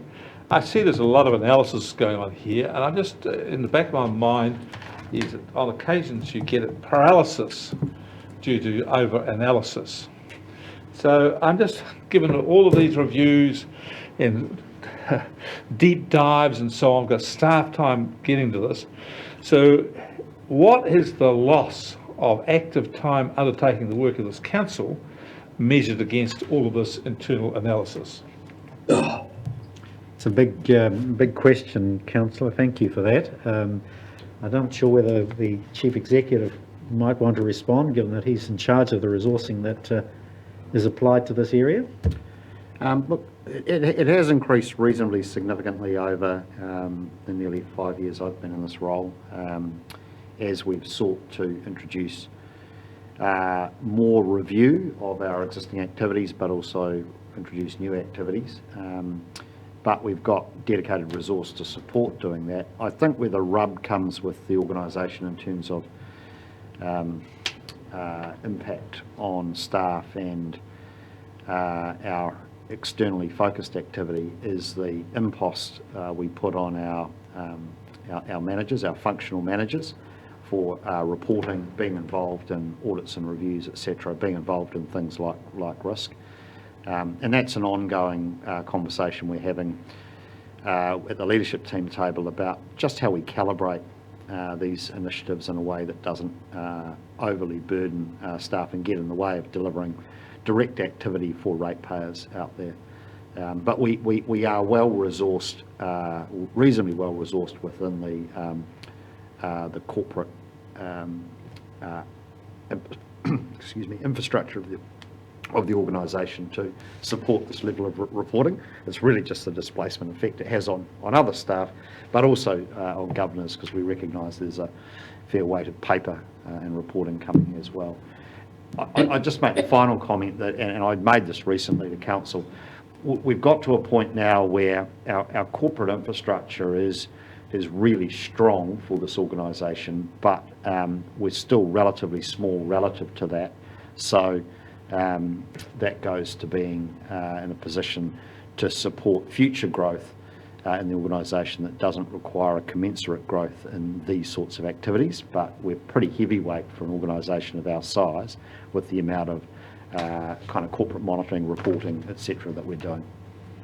Yes, and to pick up on that, Chair, to share with the committee here, FARS actually has the option to choose a bunch of topics for internal audit every year, and we still have one or two of those in abeyance for the exact reason Councillor Barker just noted. Staff have been very, very busy in implementing many things, so they didn't need another audit from us about something. So we've held that back. I'll also note that most of these audits and reviews are actually initiated by the leadership team as they deliver upon various changes or upgrading the corporate infrastructure of the organisation. So we aren't imposing massive amounts of extra work. It's just part of the change that the organisation's going through. I'm quite sure we've done peak change. I don't know, I hope so, James, and it should hopefully smooth sailing from here. Okay, thanks, Craig. Look, I think we need to move. I know everyone's very excited about this paper. We've got a recommendation from yourself, Craig, moved, and I'm happy to second that. All those in favour of receiving the FARS committee report will say, agrees to the recommendations in the paper will say aye. Aye. Those against will say no. That's carried. Just to increase the level of excitement about today's agenda, let's move to agenda item 13. And are we on schedule here, Chair? We're very much tracking to time. Depends on your feedback. Where's your birthday? I'll buy you a watch. Now we've got some really significant issues to deal with as well. Agenda items 13 to 16. So can we, in the absence of Jess is online, but no. Jess yes, is an no. apology for this item, but we have got Chris here, and look, I just note that obviously Chris joined us after the reporting period in which this paper relates, so I'm more than happy to take any questions that the committee has in relation to the 6 months financials, but Chris might like to make some comments too as a new arrival responsible for our financial management. Chris, have you got anything you'd like to raise? Yeah, thanks, James, and through you, Chair. Just wanted to say that we've pulled together the 6 month financials in here whilst still having some difficulties with the Tech One system through the quick implementation of that. But I think it's been a good credit to the finance team that we've got to this stage and are really getting through the hump of it, and we will be getting back to the normal sort and improved reporting going forward. Obviously, as comments have been made previously, there is a significant amount of under expenditure on operating and capital stuff so far for the year, some of which is related to the timing of budgets in there.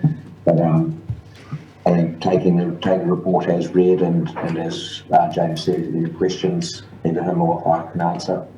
Thanks very much, Chris. Now, look, we'll take some questions on that. Obviously, there's some significant headline issues amongst the financials in terms of the underspend on expenditure, both in OPEX and CAPEX. So can I have a range of questions, please? We'll start with Councillor Ormsby.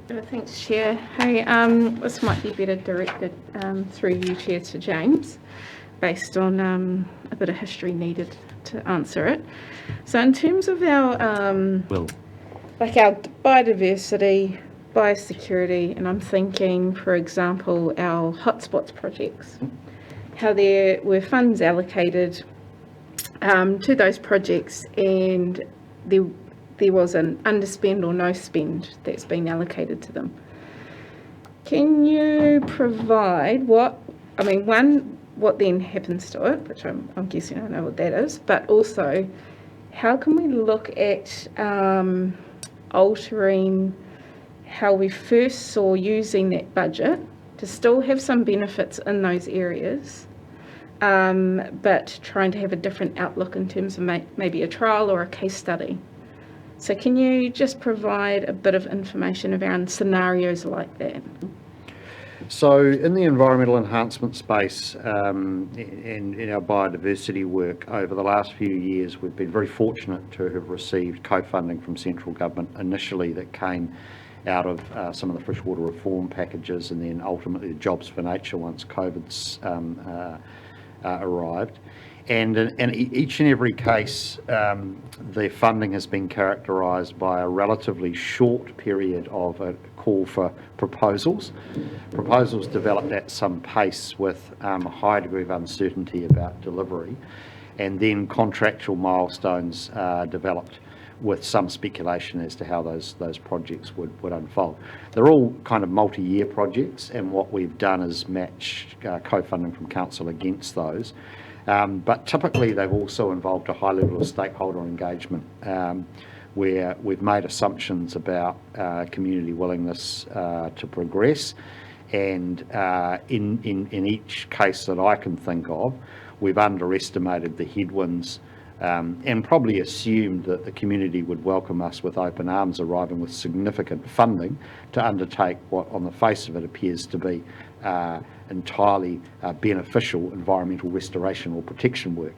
Often I think we've underestimated the community politics and also the expectation from mana whenua that we don't turn up with plans and funding, that we start a conversation in the first instance around a relationship, and that any plans and associated funding are co-designed from the very get-go. So that's been a bit of a learning.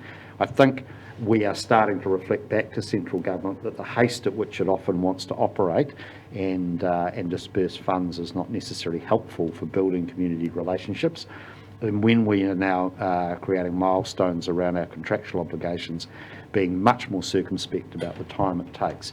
These funds, as I said before, are typically multi-year, so they may in some cases require some carry forwards at the end of the year if we haven't made as much progress. But in relation to the likes of Tūtera, Whakaki, we've actually had some really big breakthroughs in recent times and now starting to see expenditure go out the door. The new budget modelling will be less linear than has been the case previously. And as Chris mentioned in an earlier item today, in the long-term plan, while we have tried to make assumptions about the ramp-up of expenditure in the first year of the LTP, and particularly the first 6 months of the LTP, of which this is the reporting period, I think we were still optimistic about how much could be achieved. I am hopeful that in the areas that you've referred to, as well as many other areas across council operations, we will see the gap between budget forecast expenditure and actual expenditure close on a percentage basis as we get to the end of this financial year. I think there's, for a variety of reasons that we all understand arising from COVID and high levels of staff turnover, we are still likely, I think, to be underspent on both capital and operating as we come into year end. But I think the percentage underspend will be smaller than it was at the 6-month period. Thank you. Great answer.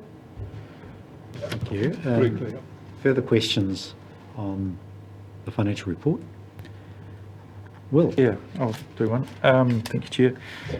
James, at what level, a gap between what we say we're going to do and what we don't, do we need to go back to our public and report? So that relates most materially to changes to the level of service or non-delivery to levels of service. At the moment, our level of service risks relate principally in the transport area, I would say, is probably the one area, particularly in relation to the bus service and the operational risks that Council's been briefed on that, which is the subject of ongoing focus, legal advice, discussion with the providers, etc., as well as looking at contingencies. On that, we would need to make an assessment that we couldn't deliver the level of service that we've undertaken to do so in the next financial year, and at this point in time we haven't drawn that conclusion that we can't, and we will certainly be seeking to have put in place sufficient remedies to ensure that we will deliver the level of service for next year, but that's something which is very live at the moment and would need to come back to Council. With the annual plan paper that is or papers that are being prepared. So at the moment, the intention is not to consult on any changes to level of service and to work really within the envelope of the existing Year 2 LTP. But there's a wee way to go over the next few weeks just to work through the full level of confidence that we have to bring that to Council. Okay, so the annual plan would be the vehicle for going back to public for correct decrease. And the decision we took at the end of last year not to consult has created a bit of a timing squeeze. So to decide to consult now could present some challenges in terms of undertaking the consultation and achieving adoption by the 30th of June. So it's certainly not our intention at the moment to consult. But we are actively looking at the budgets right now. The leadership team had a discussion on this on Monday. Our current thinking is that we can deliver all of the levels of service that we've undertaken to do so. There will need to be a little bit of moving around of budgets, particularly to manage the inflationary cost pressures in terms of third-party suppliers, things like fuel, as well as wage costs, which are exceeding what we had originally expected in the long-term plan. So we're trying to balance all that within the existing overall envelope, as well as the services delivered. And at this point, what I guess I'm telling you is we don't believe that we need to go and consult for any significant change, either to level of service or to our funding. Are there any other questions on the financials? Craig, is that you? Yes. Councillor Foss? Yeah, thanks. Just a quick one, just regarding the regional security underspend, 24.3, central 875 down. We've been waiting for a cultural impact assessment report since, is that right? It was begun in September 2020, and then COVID has whacked that around, etc. Any thoughts as to when we'd should expect that? And then the same question for the next two items to tour. The overall, just what is that 350k behind? I can see the next point in 24.33, but you just explain both of those a bit further. And are we any party to that in the decisions we haven't made or actions we haven't taken as a council, or is it just third parties or COVID, or what's the story? Chris, do you want to? Chris has got any comment in relation to the specifics?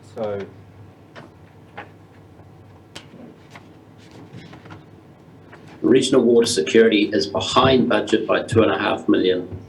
Sorry, Craig, we're just trying to get the microphone to go. Oh, that's right.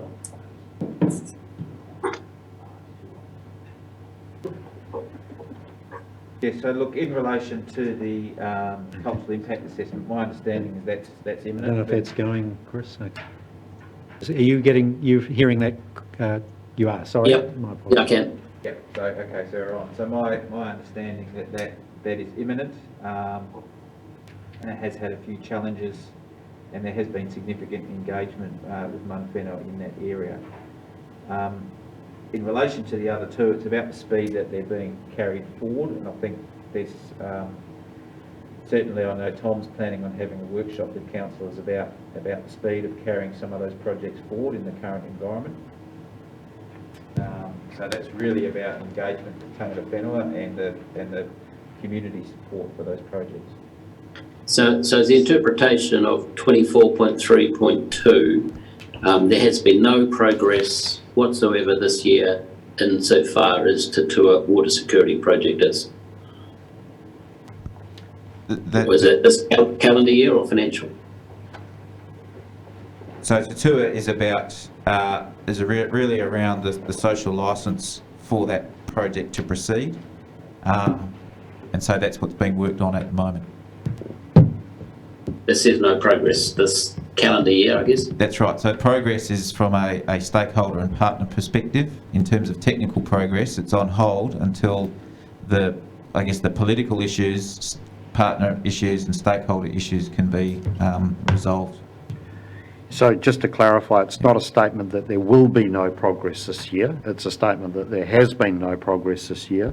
And to Chris's point, whether or not there is progress made will be dependent on decisions of council, and following the last workshop discussion with council about this matter, Tom has been asked to bring a workshop session forward with you all, and that will be the time in which it will be discussed as to whether or not you want to take some more formal decisions in relation to that project. So thanks for clarifying this year we were talking about. So appreciate that. Thanks. All right, well, look, thank you. Are there any other questions that people have of the financials? Can I have a mover for, if not, then let's have a mover for the receiving the report. Well, I'll move that. Have I got a seconder? No one wants to second that? Thank you, Councillor Barker. So, look, enthusiasm. Look, thanks so much to staff for that report and the finance team, and I think we've got a lot to reflect on in terms of delivering what we say we're going to deliver or want to deliver. My own view, well, the opportunities for us to consider that, and I think we need to focus significantly on the consequence of this particular paper, come in the annual plan discussion. By that time, which is only a couple of weeks off in terms of the third quarter being concluded, that's when we'll do the forecast, the end of year forecast, and then we can have that discussion around what year two of the long-term plan looks like, and in fact whether we need to reset based on projections coming out of this report. So a very substantial discussion for us to have in the near future. And finally, the comment I want to make is that, and it'll appear in the performance report coming up next, is that clearly our people and capability is the key to this, and I think we've got to really step up and consider substantial investment in strategies that deal with the crisis we have. I think that's the only way to describe it. Our people and capability crisis, not internally, but more what are the external forces that are creating this conundrum for us and the sector. So on that basis, I'll put the recommendation that we receive the report. Did you want to comment, Councillor Barker? Just briefly, I think it needs to be said that there are some, in normal circumstances, some of the issues in this report will cause some concerns, underspends, behinds, etc. But I think we need to be said that this is quite a remarkable report in the context that we've been going through a pandemic, the effects of COVID, supply chain, inflation, the Great Resignation. There's a whole pile of things that are happening here which are outside the normal. So I think this is a really good quality report.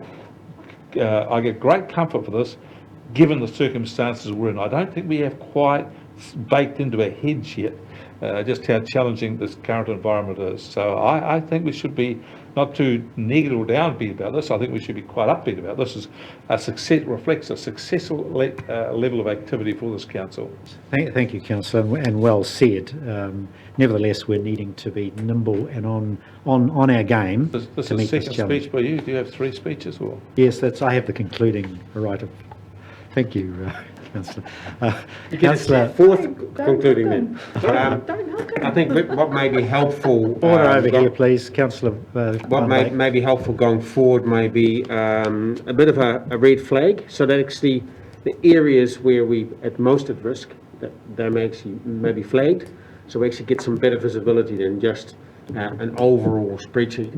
I think that's actually quite important, so we actually can see where we're going. But I endorse what Councillor Barker just has mentioned.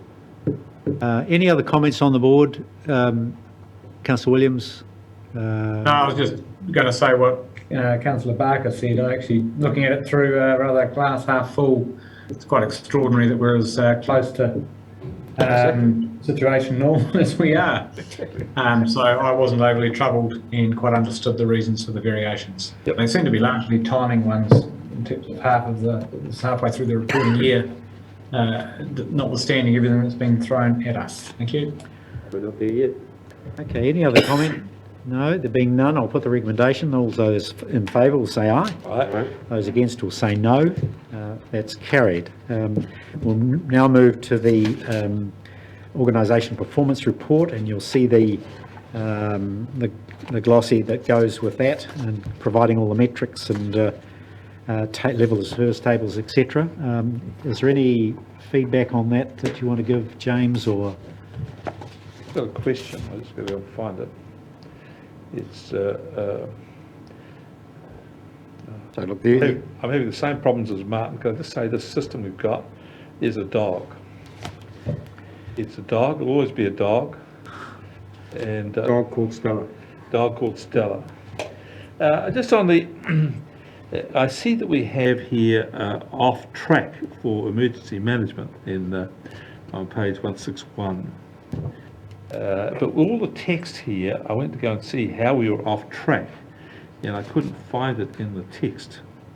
And I was really surprised to see that we've described ourselves as off track, because everything I've read so far of the reports that James forwards to me on the emergency management seems that we are on track.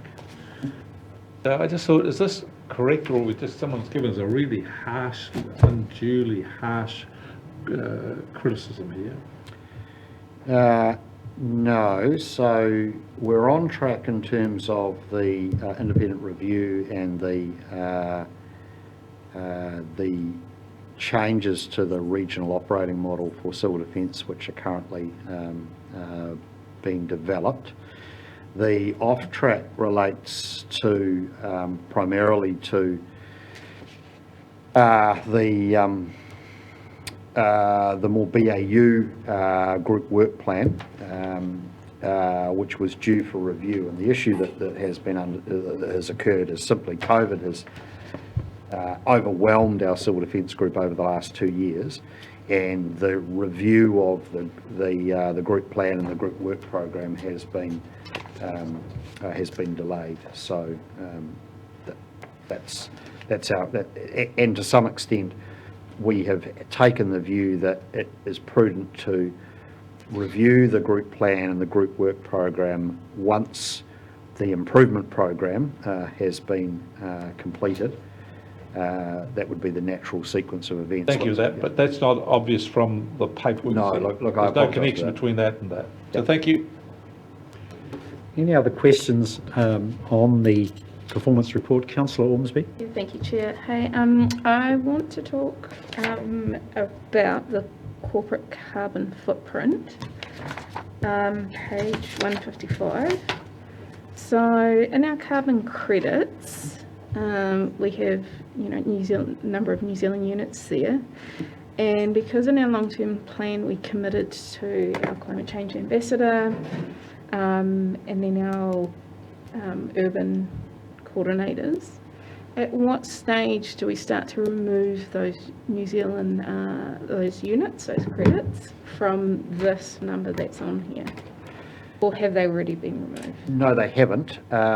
So what will happen is that we will sell a portion of those NZUs to fund the ambassador and her operating budget, and we'll do the first tranche of that towards the end of the year. But it has been noted that we want to bring to council a carbon policy, so that there is a carbon trading policy, and that decision is taken in the context of that. Obviously, the sum we're talking about here is a small proportion of the overall value of the portfolio at the moment, so there's sort of no risk to us of not being able to fund that. But cumulatively, the more we intend to allocate our NZUs to either funding operational activity or offsetting the footprint of the organisation as a whole, the closer we get to it becoming an issue with respect to eating all of the safe carbon in our portfolio, because obviously we also need to hold carbon for forest harvest activity across our forestry holdings as well.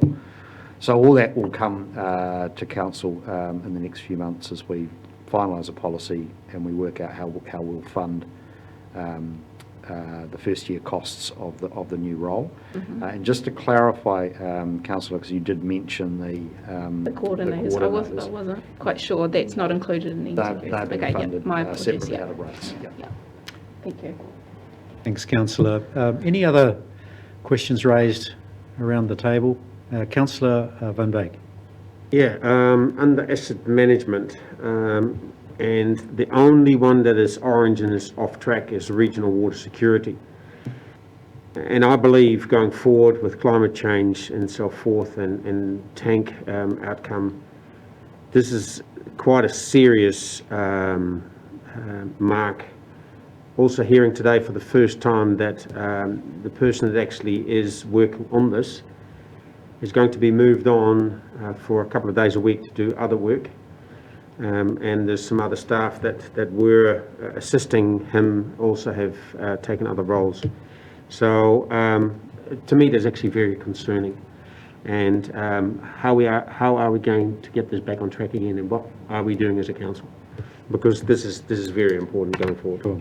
Councillor James. So the time remaining for Tom Skirman on the project at 2 days a week has been considered to enable the work program to continue, and that's on the basis that the next phase of work that relates to the Hiritonga and the Hiritonga storage projects, whatever they end up being, as well as the MAR project in Central Hawke's Bay, are primarily technically related. So there are the consenting, the detailed design, and then into the construction phases. Those are not the specialty areas of Mr. Skirman. He will retain a community representation and engagement role for his couple of days a week, but these projects are effectively now moving into their more technical implementation phase. He has staff on board to assist with that, contracted staff, and we would expect to be able to go to market to fulfil that. So at this stage, we don't believe him providing a couple of days a week additional work to HBRIC represents a risk to this project. The bigger risks relate to the social licence to operate, and particularly the relationships with mana whenua in essentially just getting the consents underway and getting the projects up and running. And that's obviously the focus of work by Tom and other members of the team at the moment. But all that's coming to a head with the all-governors meeting next week and the ongoing conversations you're having about partnership in the region with mana whenua around water more generally and water security specifically. Thank you, James. But look, sorry, Chair, can I just be absolutely clear that while the things we control, we feel like, are broadly in control here, there are obviously political relationship dimensions to this, and there are the views of mana whenua, which will ultimately determine how quickly the projects will work here. And so to some extent that's beyond staff and goes to the work of councillors as well in that space. Thank you, James, and a good question, Councillor. We do need to unpick delivery and just find out precisely what the challenges are, so we can address that. So that's fine. Are there any other questions from around the table? Doesn't look as though there are. A very comprehensive report, and thanks to Kelly Burkett and Sarah Bell for their work in that. It's a lot of work, and so thank you for that. Can I have a mover for the recommendation to receive the report, please? Councillor Barker. Councillor Van Beek. You wish to speak at all? All been said. Councillor, all been said. Councillor Williams, did you have a question here? No, I just had a comment. It's always been embarrassing to me to see that the sole red dot, if there ever is one, is in transport. And it's to do with patronage, and I think everyone's aware of what we're trying to do about that. And I guess my only comment here at this stage is perhaps a positive consequence of the situation globally at the moment is that we may experience higher patronage on public transport given fuel prices are what they are and the government's move to halve the cost of catching the bus. In the last GFC, bus patronage increased, and then as the economy improved from 2013-14 on, it started to plateau and then taper off. So one of the ironies here is that public transport actually tends to follow recession. So there you go, there's a little silver lining on the cloud. Thank you, Councillor. Well made. Any other comments? If not, I'll put the recommendation to receive the report. All those in favour will say aye. Aye. Those against will say no. That's carried. We'll move rapidly because we've only got a minute to go to the agenda item 15, which is the corporate plan implementation. And you'll see there that this is our first corporate plan, the 3-year plan 2021 to 2024. Have we got someone to comment on this? So Chair, I think Andrew Siddles was going to provide a presentation on this. I just wonder whether we stop now for lunch and come back to this one.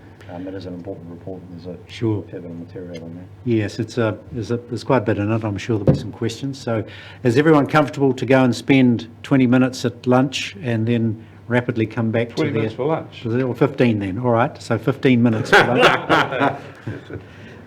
So we'll adjourn now and come back at 1:20. It's pretty quick today.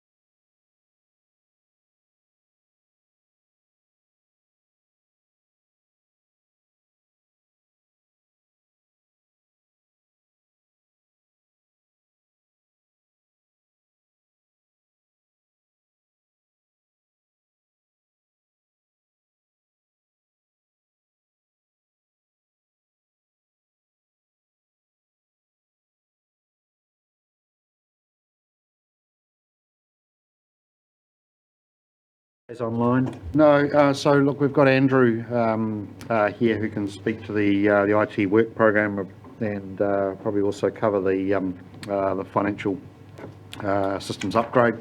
And Liana Monteith, our People and Capability Managers here, who can speak to Nish in relation to the People and Capability piece, although there is a more substantive item in public excluded associated with the FARS report on that.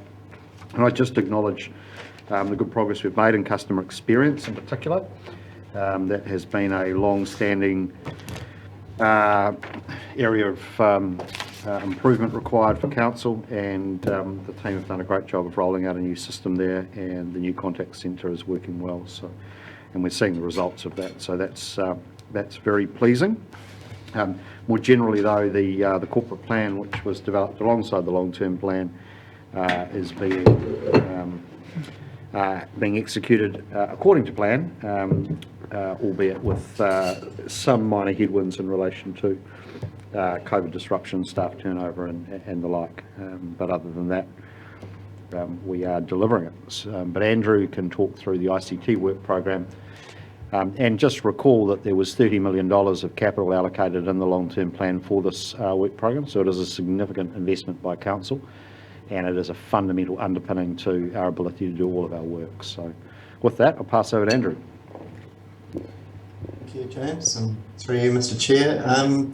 So first of all, I suppose at the corporate plan level, draw your attention to attachment 1, which I think is page 175 in your pack.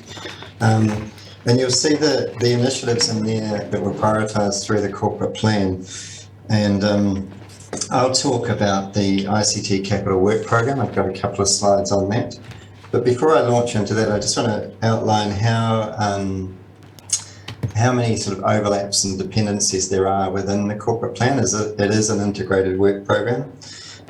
So we've delivered progress in the customer experience space. We've delivered progress in finance systems and processes through, with some assistance from the IT Capital Work Program, as well as improving our change management posture and our risk management posture, developing our project management tools, and even some of the items in the people and capability strategy.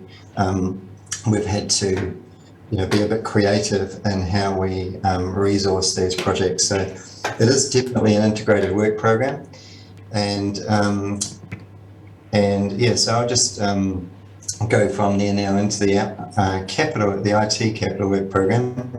Hopefully you can see a slide deck in front of you. Nods, yeah. So there's a long list of actual projects. They're the things on the right. And so how we sort of manage these is by grouping them in a couple of different ways. We develop portfolios to prioritise, but then we also develop these work programs. And the one that I'll talk to them about the most today is the first one, enterprise resource planning. So a lot of you have got a lot of awareness on what was delivered with our finance system, and I'll just outline the next steps there. But there's a whole lot of other work in the other programs as well that I'll come back to you in future meetings to talk about. So the work that we're doing in those other programs may also be of interest. We're just launching into enterprise resource planning. Next slide. So what we've done already is we've delivered through our Fuse project. So the first phase of our ERP program was to deliver largely a finance system. But it also had some components in HR, some components in asset management, and in others that you can see on the screen there. And what we were able to do with our limited resources and time frame in that first phase was we were able to deliver little bits of lots of things. So that's all of those purple bits. We didn't deliver a full solution for direct debits, but we delivered enough to deliver a finance system that is like a minimum viable product for the organisation. So what we're proposing next is that we'll come back in to all of those areas that we've already touched on in the first round of the finance system project. And we will improve the functionality within those modules across the board, as well as introducing 2 or 3 new features and functionality. And part of this is to improve the functionality of what we've got, but it's also to provide a foundation for the next steps that we build on top of this product. The next steps are things like an HR system, which will build on the foundation we already have, further functionality in asset management for our operations groups, even more functionality in asset management for strategic asset management. We'll go back in and we'll do a new system for our rating and revenue streams. And as we do each of these phases of the project, you see that the value out of the system gets higher and higher as we get better reporting and analytics and better integrations. And then there's other things that we could add into the solution as well. So that's just an insight into part of the ICT Capital Work Program that we've got ahead of us, and how we are, what our plan is in terms of how we deliver that is in this sort of phased approach. And some of the headwinds that we've got ahead of us, well, we've got them already. Talent, you'll hear more about that later on anyway, that, capacity and capability, how do we retain our people and how do we bring new talents in. We've got some strategies around that are in play. We've got challenges in data management that we're looking into what we can do to mitigate those, and other headwinds around this work program as well. But in summary, we've through the Pews project, this is all outlined in the paper. We've delivered a lot already, and I'm just showing you what comes next after that, what we're planning to do next. And that's about all I have to say to start with. Are there any questions on Andrew, that? just before you do, look, I just note that I was keen for councillors to see this picture because it underscores the complexity of the work that's been undertaken to date and the work that lies ahead. And historically, many of these little functional areas you see represented by the various boxes would have been provided by a bespoke software solution that over the last 30 years would have been developed and bolted onto the organisation as it went from being entirely paper-based to being digitally based from its inception as a regional council coming out of a catchment board. And increasingly the complexity of having all of these legacy systems all trying to talk to each other and not having a coherent overall framework became unsustainable, and then increasingly various bits of kit, as you know, past their use by data were no longer supported. So what we're trying to do now is build an integrated overall organisational enterprise-wide system for financial management and planning and people management, so managing all of our resources, our financial resources, our people resources, our physical resources, our procurement pipelines, and that's all managed in a way that it all talks to each other, and so you can manage the organisation holistically. This is what you would expect of a modern organisation, but it is it's a pretty significant program of work that will take still several years to fully populate. Questions, Councillor Barker? All of this is a bit too complicated for the average council, well, for the below average council like me to comprehend entirely. But I do recall a very intense debate over a period of time when I first came onto council, where these issues were raised, that, for example, the HR system didn't record certain things and didn't pass it on to this. The system didn't record that and couldn't pass things on. And the way it was described to us was something worse than what Heath Robinson would have built. And we were faced with an imminent collapse of our systems. That's what we were told. We had to accept the advice on that occasion. We then made a decision to invest significantly in upgrading our IT systems, a long-term plan. with the objective of getting it all integrated so it all talk to each other. Now, I don't have particular oversight of where we were and where we are now, and particularly clear vision of where we're going to get to. What I do rely on is your advice and the advice of staff. So what I'm wanting to know is, with that original assessment and the original vision of where we want to go to, are we on track and is everything going as one would expect, given a few ups and downs and a few changes in systems? But are we generally on track to achieving a totally integrated, modern, up-to-date system? The short answer from me is yes, we are, with the caveat that all of this work is impacted in just the same way as all the rest of our work is impacted, around issues of staff turnover, supplier availability, all of those disruptions. And I guess it just, again, like many other parts of our organisational work, we've been ambitious. We're trying to build something that meets modern requirements at precisely a time when, you know, ideally you wouldn't get out of bed every day, because it's all a bit challenging with what's going on with COVID, etc. So, on track, and the most reassuring thing from my perspective is that we know where we're going, we know what we need to do, we're tracking it, and it's being well led. So I think council can have confidence that the right work is occurring. It's been, you know, reasonably well resourced in terms of the financial allocations. We're just going to have to continue to manage the talent side of it to enable us to get the work done. That'll lead into the later item around our people plan. And look, my constant concern for Andrew and his team is Andrew is operating in a employment market right now that has IT professionals probably as the most in demand and difficult to secure sets of skills in the workforce. So, Andrew, is there anything you'd want to add to that or contradict me on, which you're welcome to?